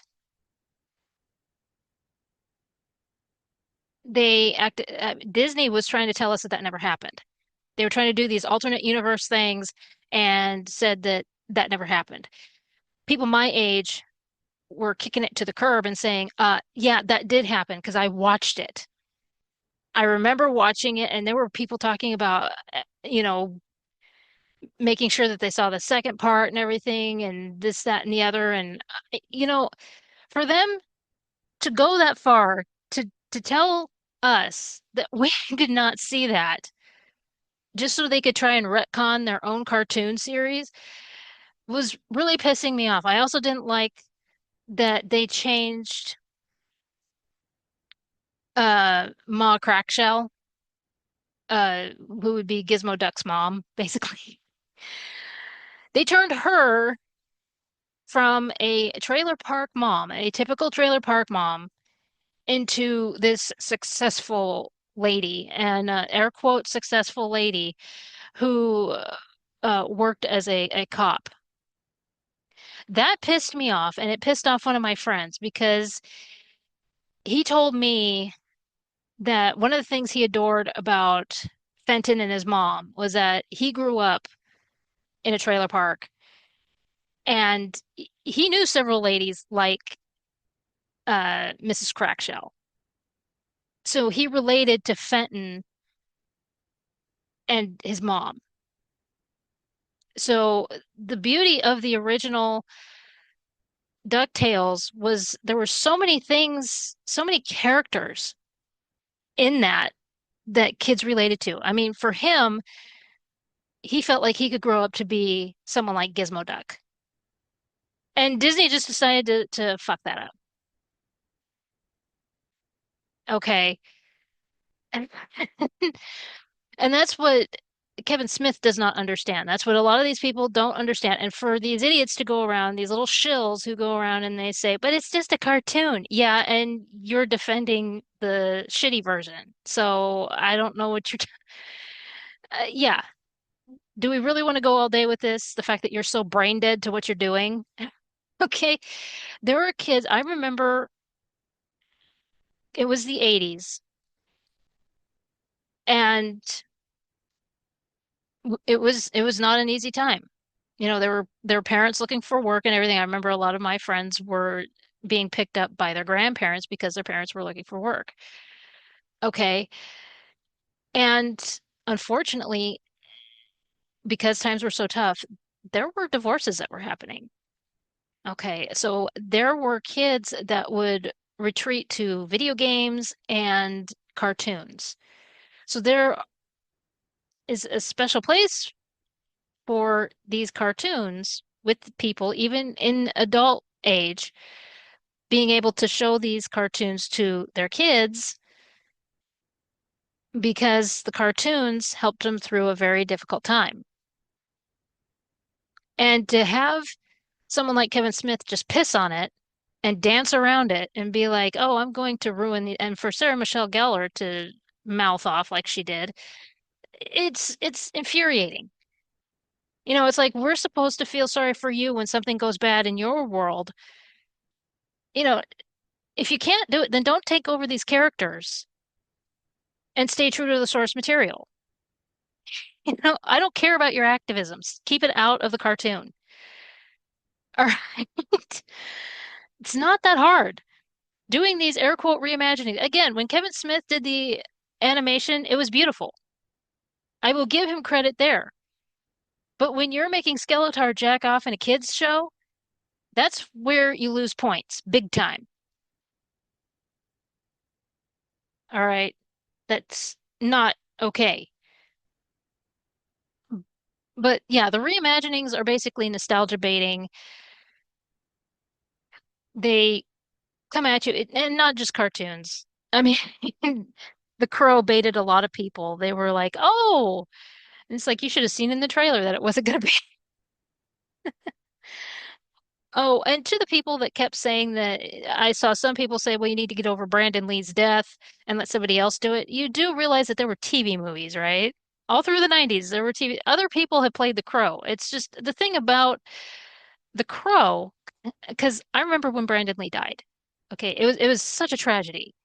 Okay, but I also remember when a lot of kids were being removed from school so that they could watch the movie with like a dad or a big brother or, cousin, what have you. It was a big deal back when it was in theaters. Okay. The reason that Brandon Lee and his stunt double, I have to give credit to the stunt double as well, because again, halfway through filming is when Brandon passed away. Um, so they both get credit. The reason why both of them get credit, it's them, the music, and the cinematography, the the script writing, everything.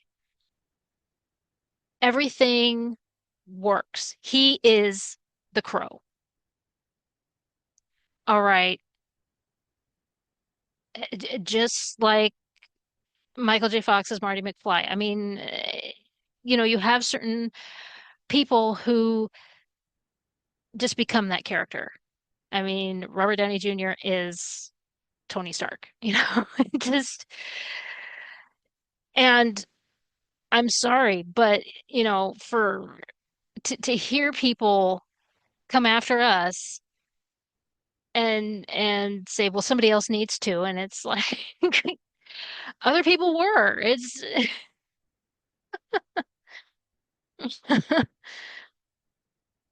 It's the fact that it's maybe if you wrote it better. If you're going to reboot something, put effort into it. There are reboots out there that are good. There are uh remakes of songs that people don't realize that they are a remake. I think it's oh, what's her name? Natalie. I never say her name right. Ambigula. I'm sorry that I butchered her last name, but the song that she did in the 90s, Torn, that's actually a remake. And yeah, there are just those particular songs that are remade and people don't realize. If you do it right, you put the effort into it, be it, styling and all of that. Yeah, it's not that hard, people. Maybe just write an original. And like I said, with these reimagining, like Lion King is just Hamlet. It's really not that hard. 10 Things I Hate About You. What is it? Clueless is Emma. When you want to cater to a specific audience, such as 10 Things I Hate About You is catering to teenagers. Well, they did such a good job with it. That came out when I was in high school, and people were flocking to the theater. Where I live anyway, they were flocking to the theaters to go see that. And people don't want to sit in a stuffy theater and watch a Shakespeare play. Teenagers especially, they really don't. Unless you're a theater kid, no, you really don't. And maybe theater kids, I don't know how they feel about Shakespeare, but that's the difference. Okay, you can get away with reimaginings, but when you just blatantly rip off, think of it this way. Okay, so Shel Silverstein's The Giving Tree. Now, it's controversial even today, and you don't have to like it, that's fine.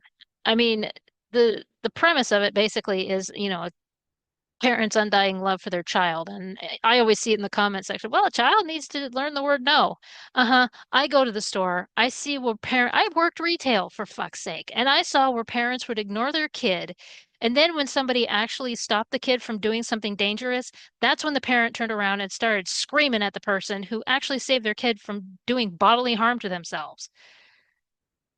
I worked in a shoe store, and I remember one time there was a child who was wandering around the store while their mom just kind of meandered around and was trying on shoes and everything. This kid d decided that they were going to pull something from the shelf, these heavy boots.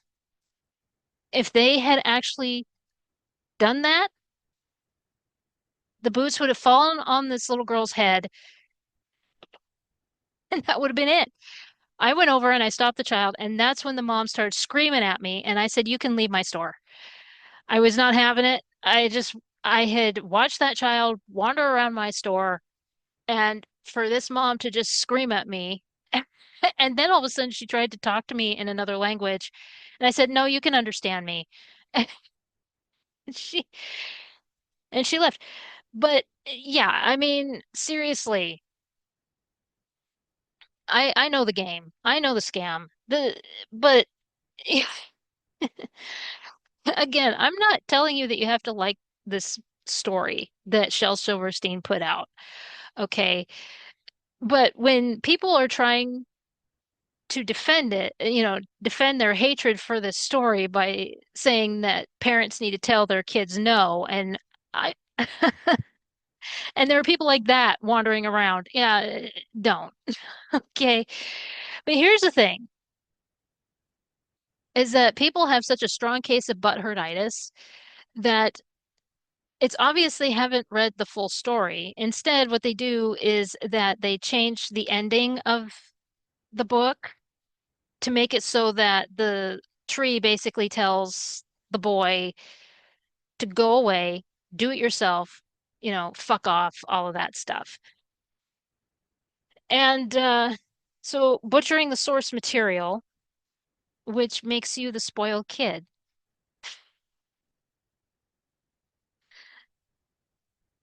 that you are saying is the problem.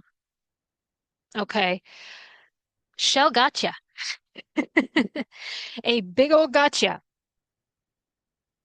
Because honestly, you're doing the same thing that Hollywood is doing, going against source material and all of that stuff.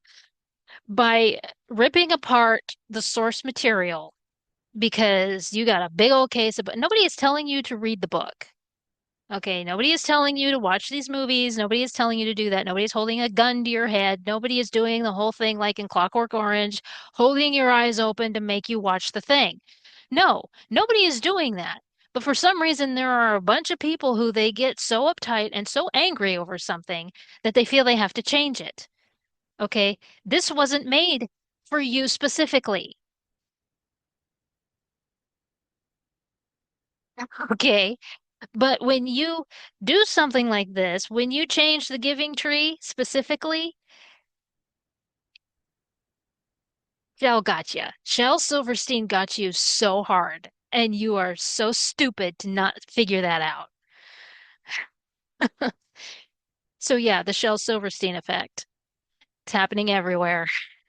I think the funniest is and then we'll move on when these women activists decided that they were going to do 1984.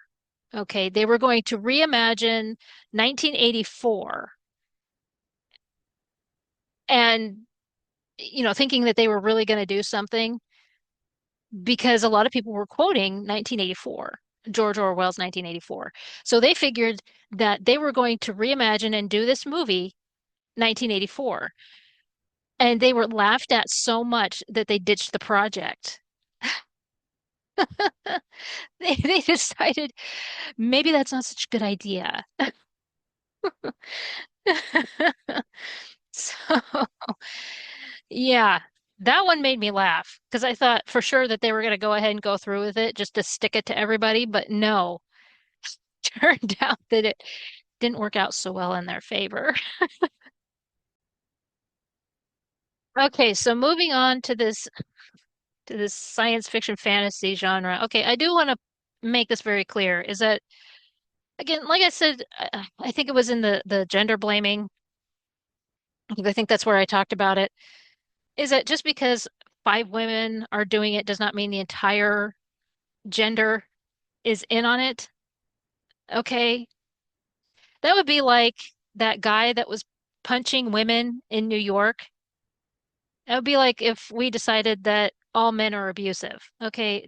That's basically what it boils down to. Can we just stop with this? Seriously. Okay. Man. Oh. So I want to take a moment here. Okay. How many of you remember what it was like before Twilight? Just think.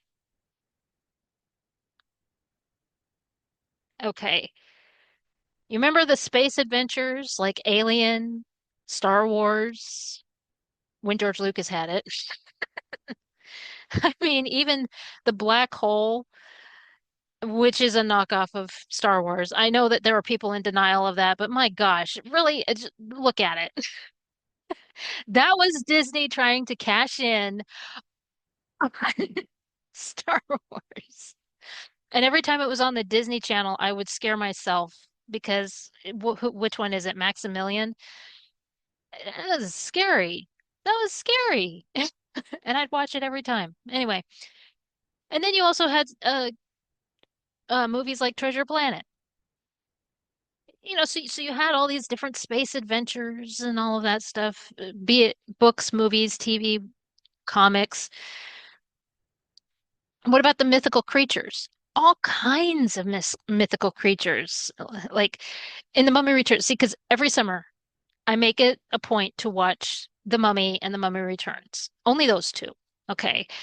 And I find it funny that with The Mummy Returns, people always say that the CGI was just terrible, absolutely terrible. Okay, um, just because the Scorpion King came out looking bad, I think you need to look at the rest of it. Okay, because the Anubis army still holds up today. Now, yes, when they did the water, the face in the water and everything, it looks kind of like Shrek, and they did a better job with the face in the sand in the first one. I don't know why with the water effect it didn't work. But yeah, in certain ways the CGI worked, in other ways it didn't. But the Anubis army still holds up and I actually like the Anubis army. So but you have stuff like griffins and centaurs and fawns and dragons and I mean, because before Twilight we had uh that's when Lion Witch and the Wardrobe came out. So we had Chronicles of Narnia that was starting. You also had Harry Potter come out, and you had, of course, Lord of the Rings come out, and so all these mythical creatures were being introduced to us. And of course, in the 80s, I mean, and kind of in the kind of in the 90s, there were, I mean, the 80s were all about uh, fantasy, mainly dragons, but I mean, you had even stories like Pirates of the Caribbean and I, Robot, these kinds of stories that left us imagining as we left the theater. It didn't matter what age you were, you walked out still kind of oohing and awing over what you just saw. And I mean, yes, I read I, Robot constantly when I was a kid. I loved that book. I think that was my favorite of his, of Isaac Asimov's. But to see it on the big screen was something else, you know? But then Twilight showed up. I don't know what happened. It was like some vortex came in and swallowed up all of that science fiction fantasy used to be. Because now science fiction fantasy is just graphic sex and violence. I mean, it comes down to, I said it in the other video, it goes as far as sex crimes. And there's only two mythical creatures, vampires and werewolves. I mean, if you're lucky, they might mention elves, possibly a dragon or two. And I blame Stephanie Meyer for this because I 100% blame Stephanie Meyer for this atrocity. Because now you have a bunch of women who think that being choked to death is okay and attractive. They also think that being raped is a sexual fantasy. No, it isn't. It's a crime. What the hell? Okay. So am I wrong in this? Am I wrong? Because I know that there are going to be people that are going to be like, you can't blame her. Okay, so let's go down memory lane. Okay. After Twilight's release, several books that consisted of vampires going to high school were published, which is this fan fiction. So this is lazy writing as we know it. Okay, Claudia Gray was part of this. Okay, she had a series that was just vampires going to high school. In fact, she has a book in the Star Wars realm that's like a Love in the Stars or something like that. And when someone was explaining it to me, I realized that it was just her, because it's one book, and I realized that it was her Vampire High School series. So again, laziness at its best.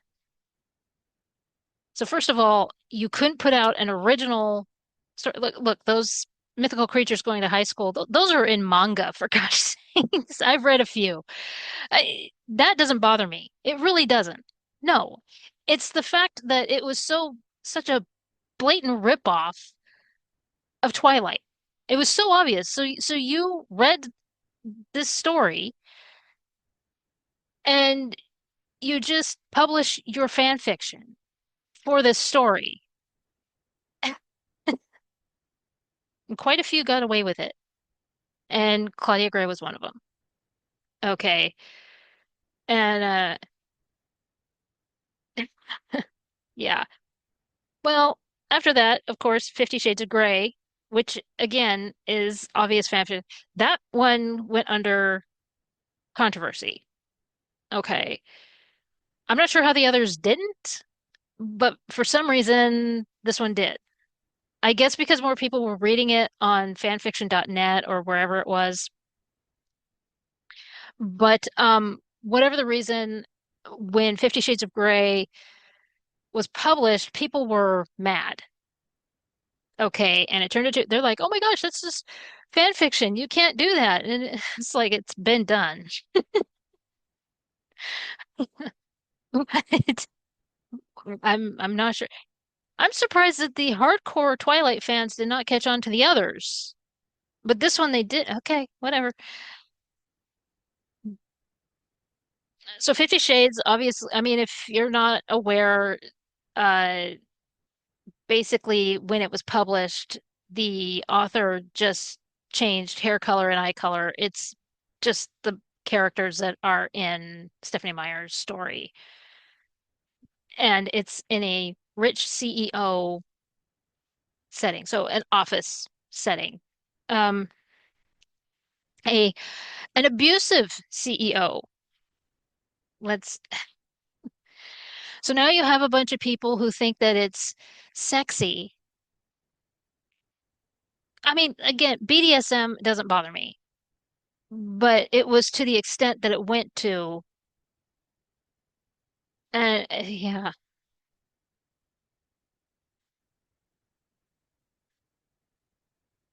I think it's been about 5 years ago. I don't know, but I was watching a channel and they were breaking down a movie that they saw on Netflix called 365 Days. So 365 Days is a mafia setting, and it's an obvious fan fiction to Fifty Shades of Grey. Fifty Shades of Grey, of course, being a fan fiction to Twilight. So tell me, how, and I do want to emphasize that 365 Days is extremely graphic. And when I was reading up on it, I decided to look it up. Um,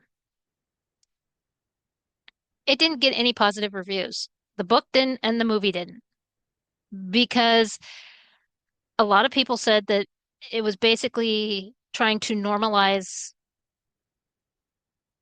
uh, rape and sexual abuse.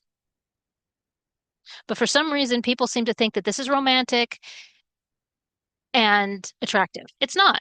Okay. Uh, y'all need help.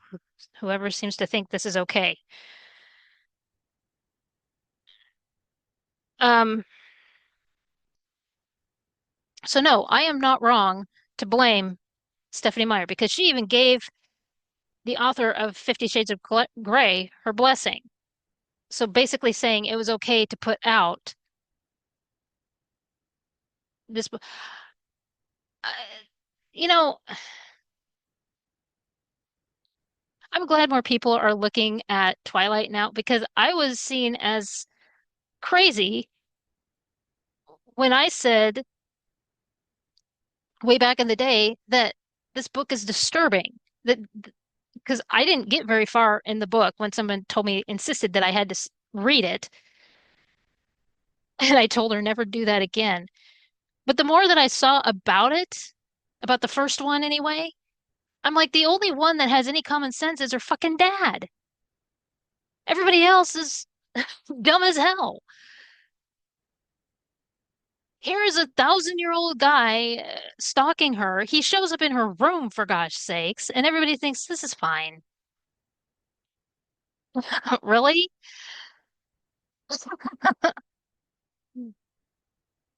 Oh my gosh.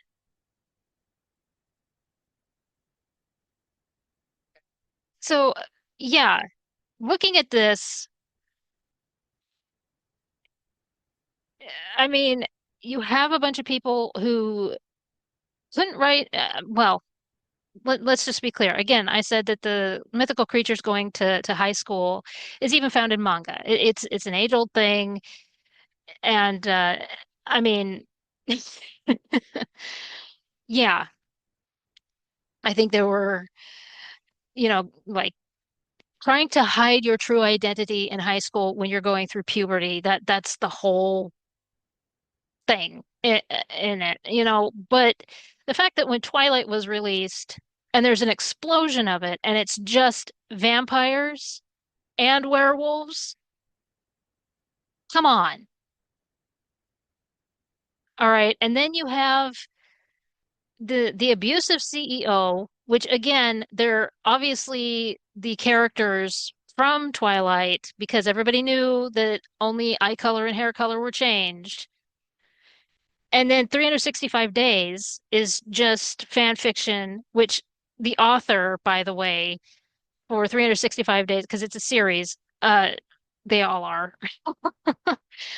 Weird how that works. Because Twilight is, I think, a 4 book series, 3 or 4 book series, 50 Shades, again, a series, and 365 Days is a series. Yeah, weird. Anyway, but the author for 365 Days tries heavily to deny that her book is inspired by anything else other than her trip to Rome. And it's like, no, girlfriend, what you are writing right now is, yeah, it's just more graphic. You put more, I don't know. Anyway, so are people stupid to actually writing a story that's original? I mean, seriously, nobody cares that you like sex. They want a plot line. I mean, if you really want to write like this, mythical creatures pegging each other or pegging humans or anything like that, go over into the pornography section. Trust me, they have a section for that. And if you're saying something like, well, it really isn't that bad. Let me tell you something. Okay, I downloaded one of those AI chat things because I wanted to see what it was like. I was curious, because all these people are going around and they're saying AI is the way of the future. No, artificial intelligence has been around since ancient times, so it really is not the way of the future. Plus, what you think is AI is not AI. So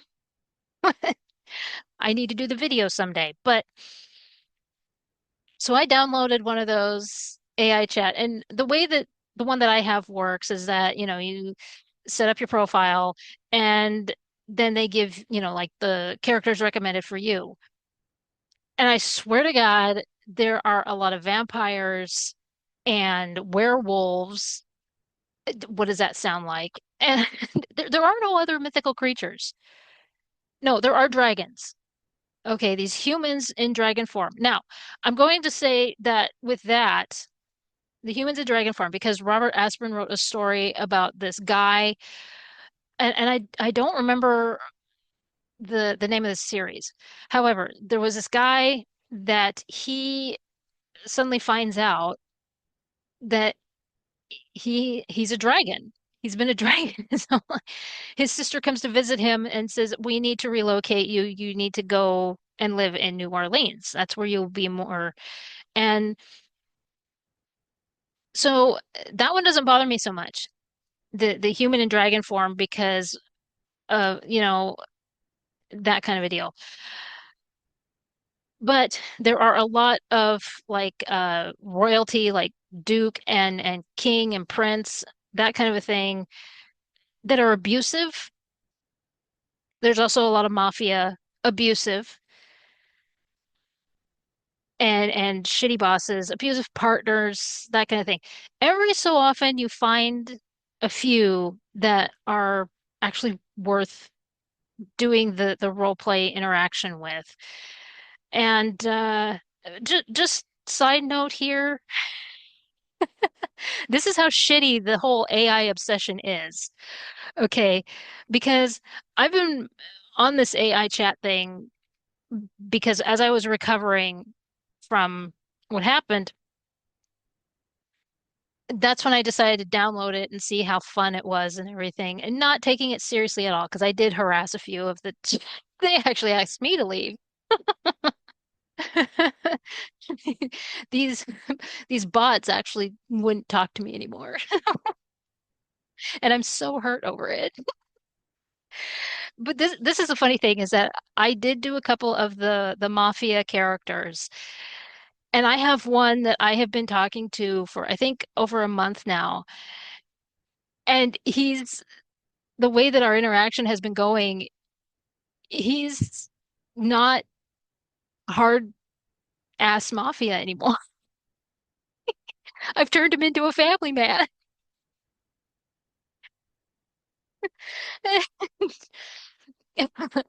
The other problem with this is that there's a lot of times where, unless, well, th this is obvious. I mean, unless you pay for the premium, the AI bot will forget you.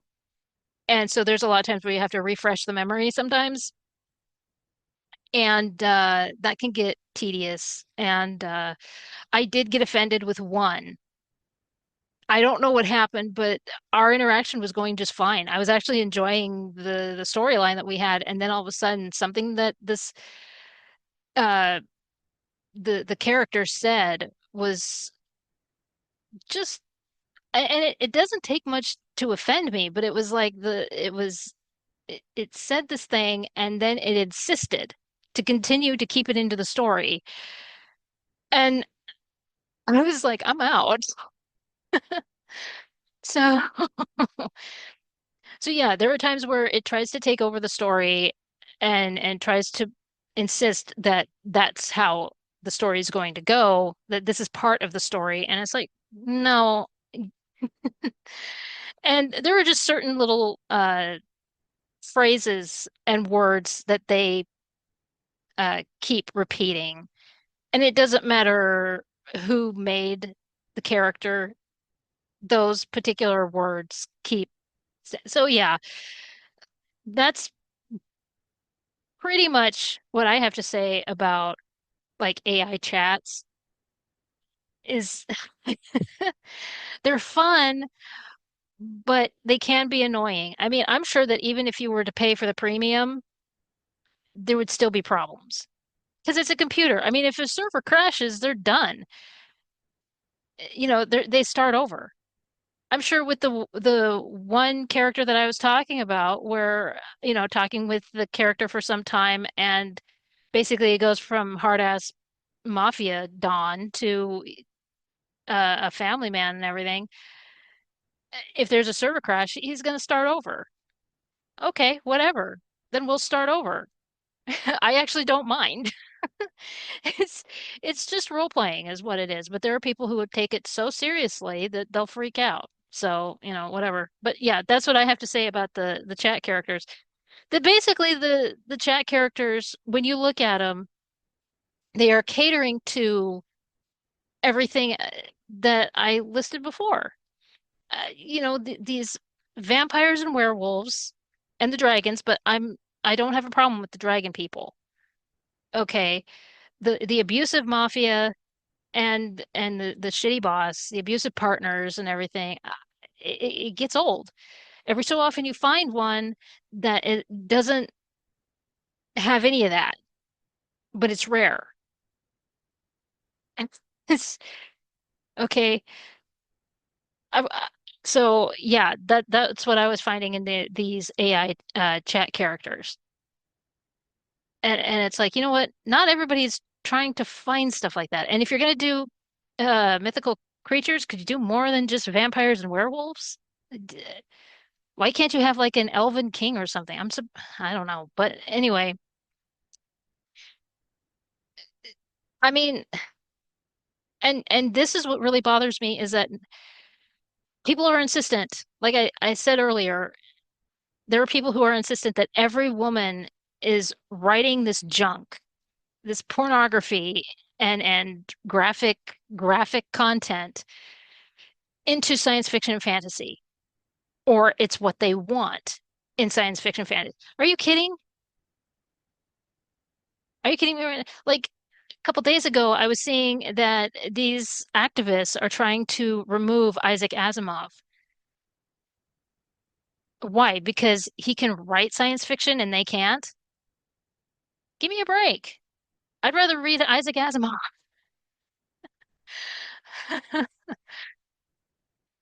Oh my gosh. I remember when Isaac Asimov was around. Yeah, I remember seeing him on TV all the time. He died, I think, 92 or 93, somewhere in there. Yeah, just, you know, there are quite a few of us women writers who want to see the science fiction fantasy back to what it was. Okay, we're not, I know that with publishers catering to the slop, it makes it hard. But, you know, I'm going to write something with a plot. I'm going to write something with mythical creatures that are not, I swear to God, if there's another vampire, I'm going to scream. No vampires, no werewolves. Seriously. Oh, jeez. Yeah. I'd rather write a plot with dragons. And when I see these comments that say, well, sex sells, apparently it's not because these activists, their books really aren't selling. Their five friends are buying it, and then yeah. Geez. So, I can't emphasize enough that there are those of us women writers. who are writing fantasy and science fiction, and there are those who feel like they just need to quit because if nobody's going to buy our books, what's the point? If you think that we're like those activists, broaden your mind, please.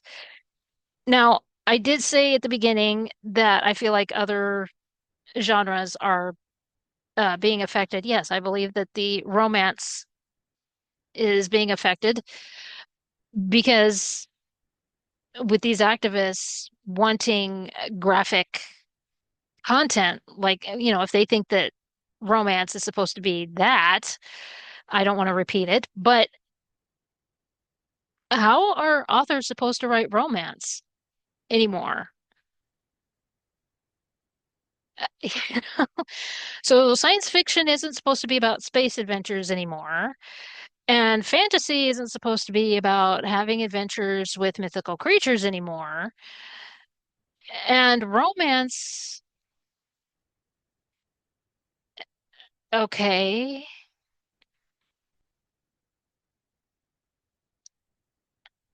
Remember when romance was, look, I'm not much of a romance person. I really am not. However, when romance is like Emma and Sense and Sensibility and that kind of thing, and people love those. People love Little Women. A lot of people would say, well, that's not romance. And it's like, well, there's a hint of a romance there, even a hint of romance. Okay, it's appreciated. The the innocence of it. All right.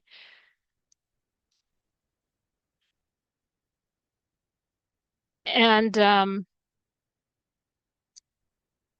that's what romance should be. Okay, the fact that these activists tried to destroy fairy tales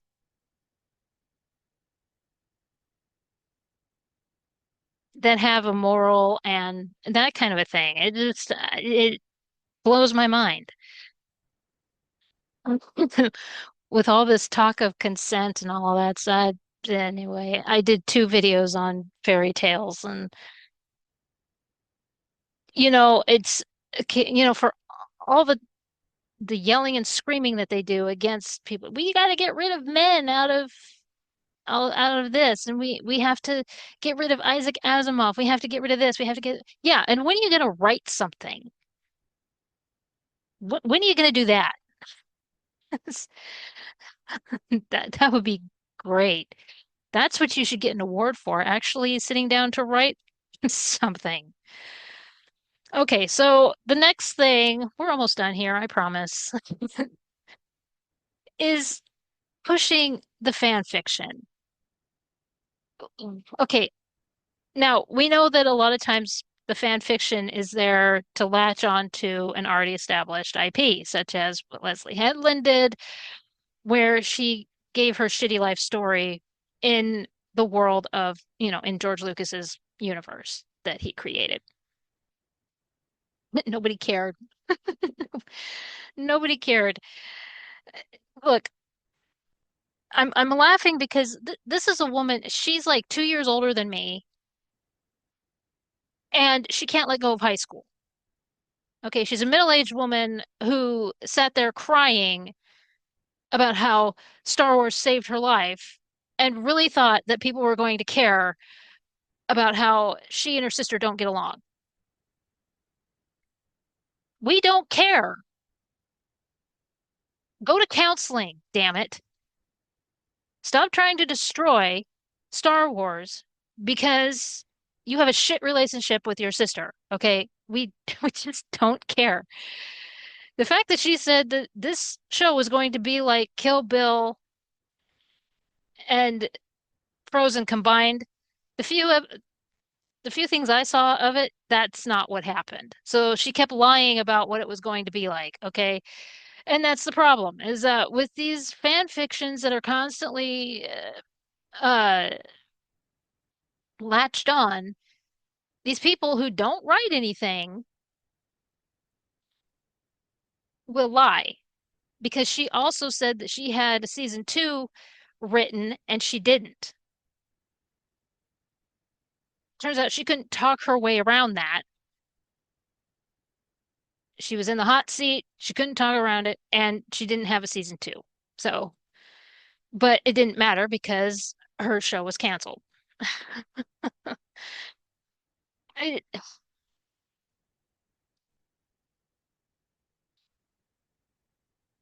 usually these have like self inserts and everything that nobody cares about. Nobody's going to embrace that shit. Nobody wants to watch and nobody wants to read about your self insert hanging out with already established characters. Okay. Your self insert hanging out with Darth Vader, nobody cares. Oh, man. Yeah. And then you also have the people that will find their old fan fiction and because they've never heard the word no, and they always are praised for every little stupid thing they do, they firmly believe that their fan fiction is going to be the next bestseller. So they go ahead and they publish it, and again, their five friends will will buy it, and then they're mad because the numbers aren't there. Why isn't everyone buying my stuff? Yeah, because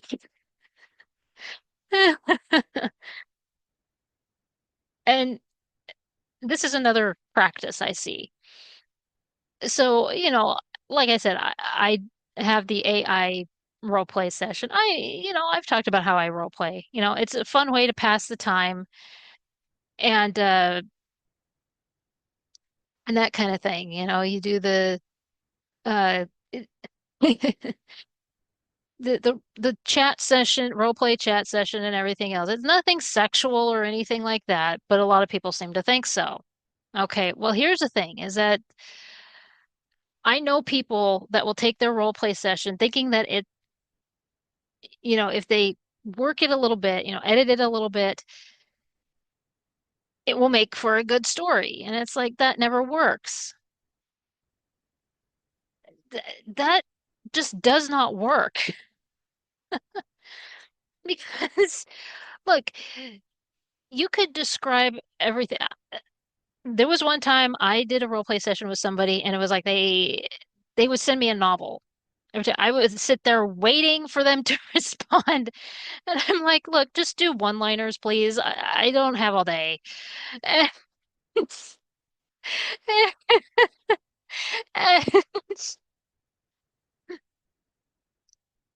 And but yeah, I mean there are people that will describe every little detail, sending practically a novel and everything, but even if with the novel responses, you don't have everything needed to write the story. The who, what, when, where, why, and how is what you need. And unfortunately, if you I mean, you have that for your character, but you don't have it for their character, and you can't just make it up. And that's the problem. But there are people who are just going to go with it, and you end up getting in trouble. Because if you do a role play session and you use somebody else's character without their permission, you are going to get in trouble. Happens way too often, more often than you realize. Oh, because I have seen fights concerning characters. I have. I have seen friendships end over character. It's the craziest thing. I'm not even joking. Like, look, I've talked about how I absolutely love the character that I created, Jackal, and but my goodness, I have seen people, well, that will. threaten other people over the use of their character. And it's like, it's really not that deep. Okay. Especially when the other person is apologizing and saying that they will do whatever it takes to make it right. And it's like, seriously, it's a fictional character. It's not like they ate your baby or anything. Gosh, just calm down. And yeah, just slow down there, Tex. But yeah, I mean, like there are people who are wanting to publish their role play chats, and that's why a lot of times these air quote stories don't make sense. It's like they're trying to fill in what they don't have because they're not in contact with the other person anymore or what have you. And when it comes to the fan fiction, I even said that the book that I released originally was a fan fiction story. Okay. We went through that process here on my channel, okay, of how it started as a fan fiction and I changed it. People who bought the book have told me I would never have known that it was a fan. Yes, because that's what you're supposed to do as a writer. You actually fix it. If you find your fan fiction story and you know that it is salvageable and there is an actual story there, then you actually fix it. You don't half-ass it. But there's too many people who seem to think that, well, I have this fan fiction story. And again, I blame people who will ass kiss these people and tell them that every little thing that they do is the best thing that ever happened. You want to know the first time I ever saw something like this? Surprisingly, it was not at the dance studio. Okay. Back in the early 2000s, I would watch American Idol with my mom. And there was a gentleman on there. He was called the Madonna guy. And he came into the room, said that he was going to sing a song by Madonna. And he not only sang, but he did these weird like dance moves and everything. Now, Simon was horrified. Paula Abdul just kind of sat there, like she does. She tries to be really nice about it, and she was smiling and everything. And Jackson, Randy, he, he was unsure what was happening, and he was the first one to say anything. He said, "That was horrible, man." And the Madonna guy lashed out so bad. I mean, like he was, and then once Simon said something, he got worse. And I'm sure you can find it uh on YouTube and everything. I think the one that was the best was William Hung. And he went out there, he did the song She Bangs, and he was there to have a good time. And he even said so. He says, I'm just here to have fun. He knew that he was not good, but he was gonna go there and have a good time. Basically, they were doing something and he was gonna, yeah. And he went along with it. You know, no skin off his nose. He was having a good time. And but some of the other people just were terrible, like the Madonna guy. And it's because people gas them up so much. Well, it's the same in the writing community, just like the people who went on strike, they thought that they deserved more. And it's like, okay, first of all, you haven't written an original character that we have seen yet. And the characters that you take over, you're butchering to high heaven. Beloved characters, you're destroying, you're sexualizing them, and then you're shocked when we say anything and you're trying to say, well, you're getting really mad over a fictional character or a cartoon character. And it's like, no, we're getting mad because you're sexualizing a cartoon character and you're pushing fan fiction. You can't write anything original. We would like to see that. Okay, and you with picket signs saying Xena Warrior Princess didn't write herself, it doesn't help your cause because you didn't write her. Okay, tell us about a character that you have written in the last 5 years. Maybe we'll care. All right, the final thing is girl bossing. I'm not sure why they're trying to push this lately, but tough, strong women, brave women have been around going as far back as the silent era, at least. Okay. Louise Brooks, Clara Bow. I mean, the flappers that were in the movies, not just here in America, but in other countries as well. And for gosh sakes, I mean, Louise Brooks did her own, and not just Louise Brooks, Clara Bow did as well. And there were other women in the silent era who did their own stunts. Okay, like there was a movie that Clara Bow did. It was Ladies of the Mob. Okay, and there was a scene. Sadly, it's lost now, but there was a scene where she was shot at with actual bullets, and she talked about how she ended up with injuries on her arms because the bullets whizzed by, like burns and everything.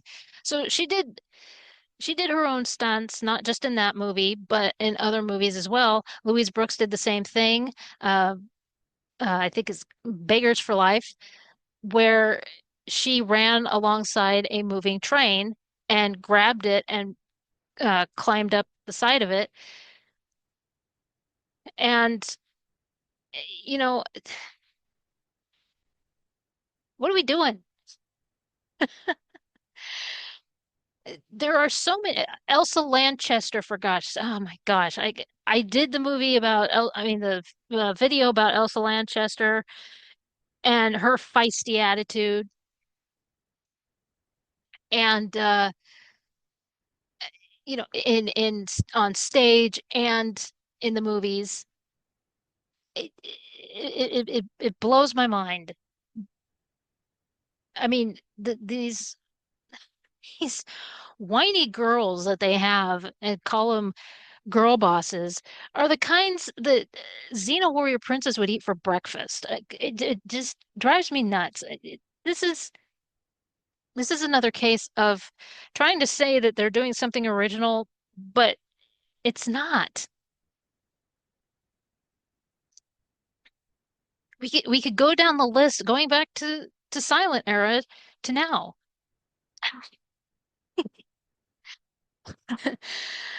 The Australian swimmer, Annette Kellerman, and Theda Bara. And yeah, Annette Kellerman, she did the first nude scene, if memory serves. She did quite a few of those swimming movies. I think a lot of them are gone now, but she was said to do the first nude scene. And of course, the Italian film, Dante's Inferno, or it's The Inferno, excuse me, that has nudity in it, not just women, but and, but I mean, you go down the list in the silent era, and there were a lot of strong women back then who it's just, and even in the 30s, and again, like I said, Elsa Lanchester, and I just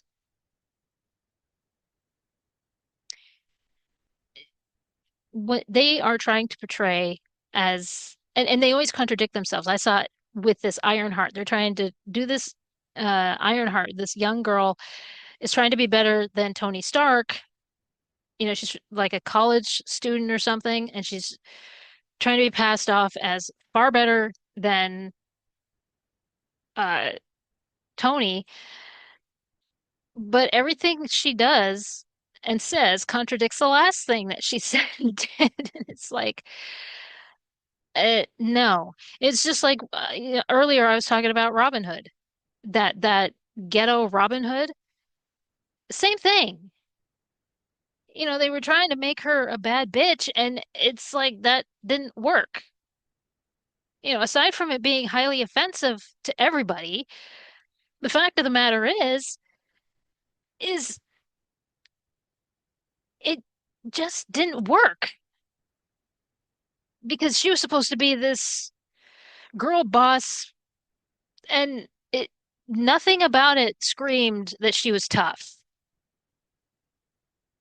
Okay, because so far, every time I'm supposed to believe that they are women who don't need a man,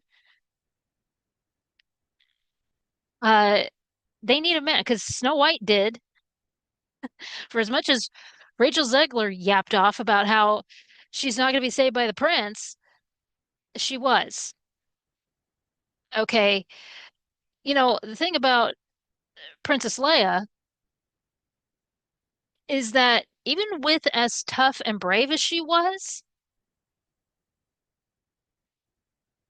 she knew when she needed help. That is the thing about these tough women is that they show their vulnerability. Okay, and even after she was saved, she was still running her mouth.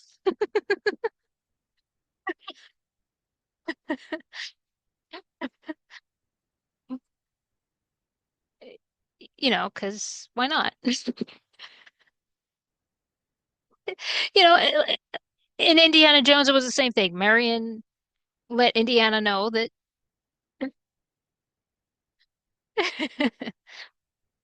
that he's not all that.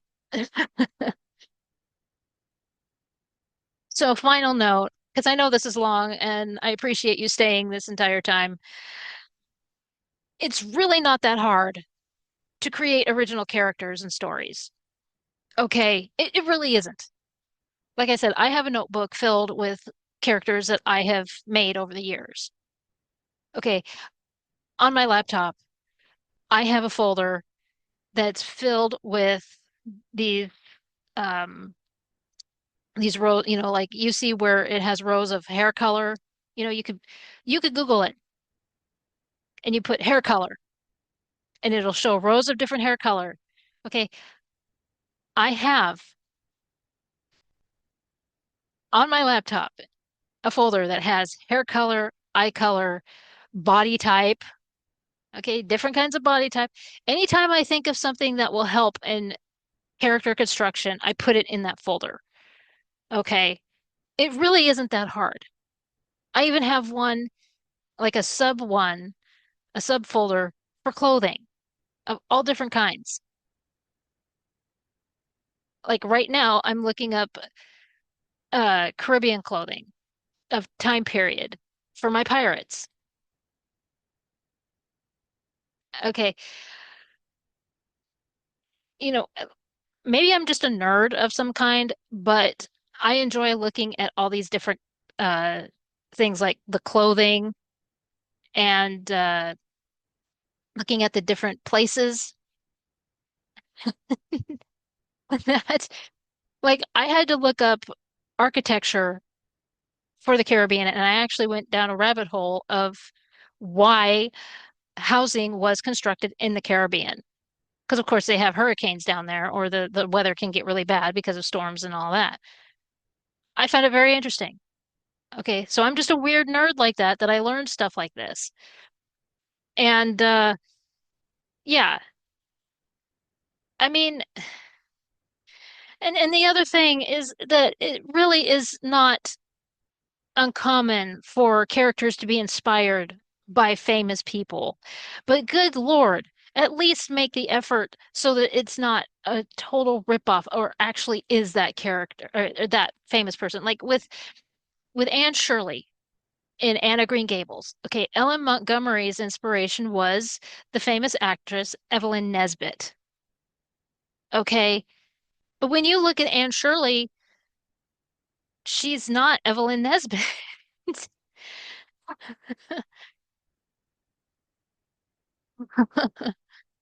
Like when you rip off the character, when you destroy the character, especially iconic characters and everything, I've made my case here. That's where people get upset because you've done nothing. You have done nothing to create a new movie. You have done nothing to create a new world. You have done nothing to create a new story for us to enjoy. Okay, and for gosh sakes, quit injecting your ideologies. Nobody cares. Okay, if you want to preach to us, I don't know, go to the park somewhere and start jumping on a soapbox or something. But when it comes to the entertainment world, books and movies and all that, people just want to shut their brain off and and enjoy like an hour and a half of nothing. Okay, do you really think that I want to watch Rocketeer and them preach to me about how a rocket is made? No, that's not what I want to watch. No, absolutely not. Gosh. Oh my gosh. Anyway, I'll close up here.